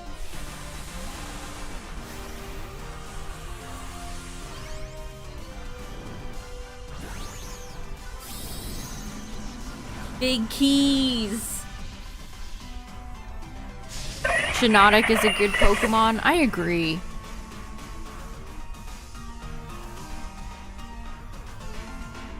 I like every mushroom Pokemon. I like Breloom. I like Shroomish. I like Morlul. I like Amogus mostly. I guess do I like Brute Bonnet? I guess. It's fine. It's okay. You don't like Amogus? Understandable. I do think Fungus is very cute. Do you like Fungus?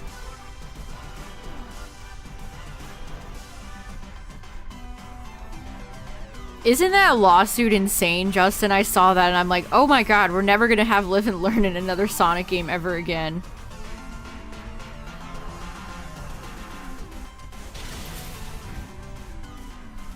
Okay, the freeze with 1 HP game,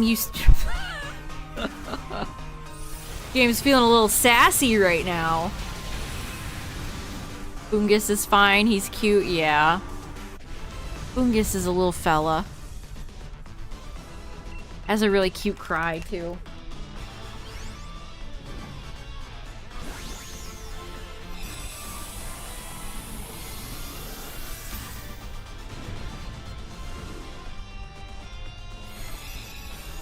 I keep seeing meme edits of, Super Sonic and Shadow fighting the Bio Lizard, and they have that Sonic 4 awful music over it as a joke, and it's like, oh no. Oh no. I can take this, I guess. Yeah, Crush 40 is suing Sega over royalties. This has happened with Sega many times.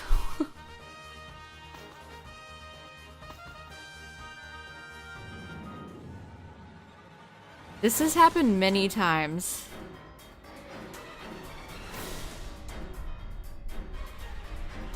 Oh hey, it's Guzzlord. Alright, breathe everybody, it's not Zygarde, we're fine. It's good.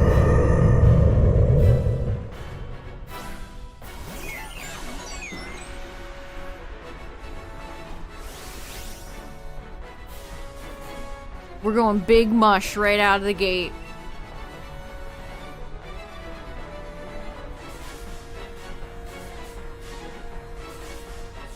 Some people were speculating that when Paramount licensed the song,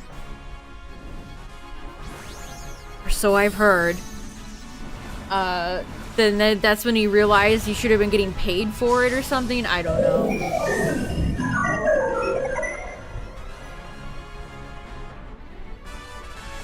Yeah, Crush 40, how do you say his last name? Gioli? Gioli? Johnny. We'll just say Johnny.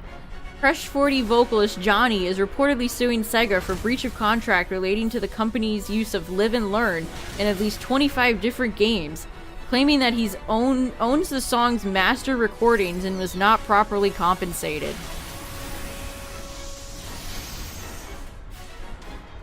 That's the deets.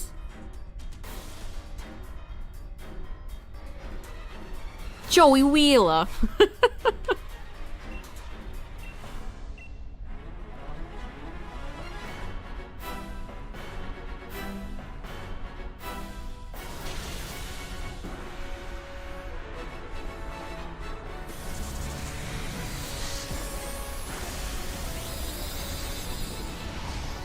Like, it's one of the most iconic Sonic songs of all time. Pay the man.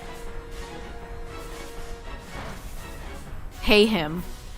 Give him what he's due.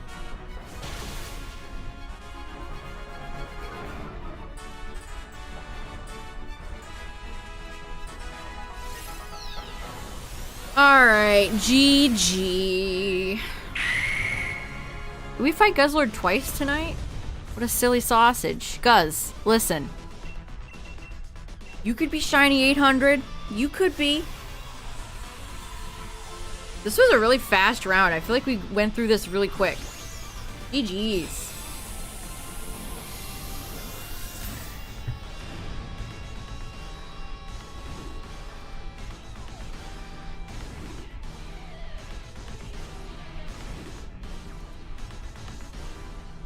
I did my part. Thankfully with Guzz, you can miss a few times. It'll probably be okay. Guzzlord, come on. Come on, man. Dynamax Adventures just doesn't want to give any shinies out lately. I was only allowed to get shinies from this game in November. No more. No more. Box 10 continues to be empty. Well, chat, that was fun. I think I enjoyed doing the half Girafarig, half Dynamax Adventures. Maybe we'll do a few more streams like that. I definitely want to do a legendary hunt soon. So like a Sword of Justice or something. That would be perfect. Like half Sword of Justice, half something else. I think that would be perfect. But yeah, Rayquaza's tomorrow, so we're gonna be doing that. We're gonna be doing Shiny Ray. You know. Definitely don't already have it, but why not? 2 Shiny Rayquaza. Ha ha ha. But thanks for joining the raids, everybody. I appreciate it. Check out the Discord if you're new. Shout out to the YouTube viewers, the VOD watchers. I appreciate you all. And yeah. Thanks for the follows as well. Did I already say that? I can't remember. My brain is fried. I will see you all tomorrow for the big shiny Rayquaza event. Have a good night, everybody, or good rest of your day. Bye-bye.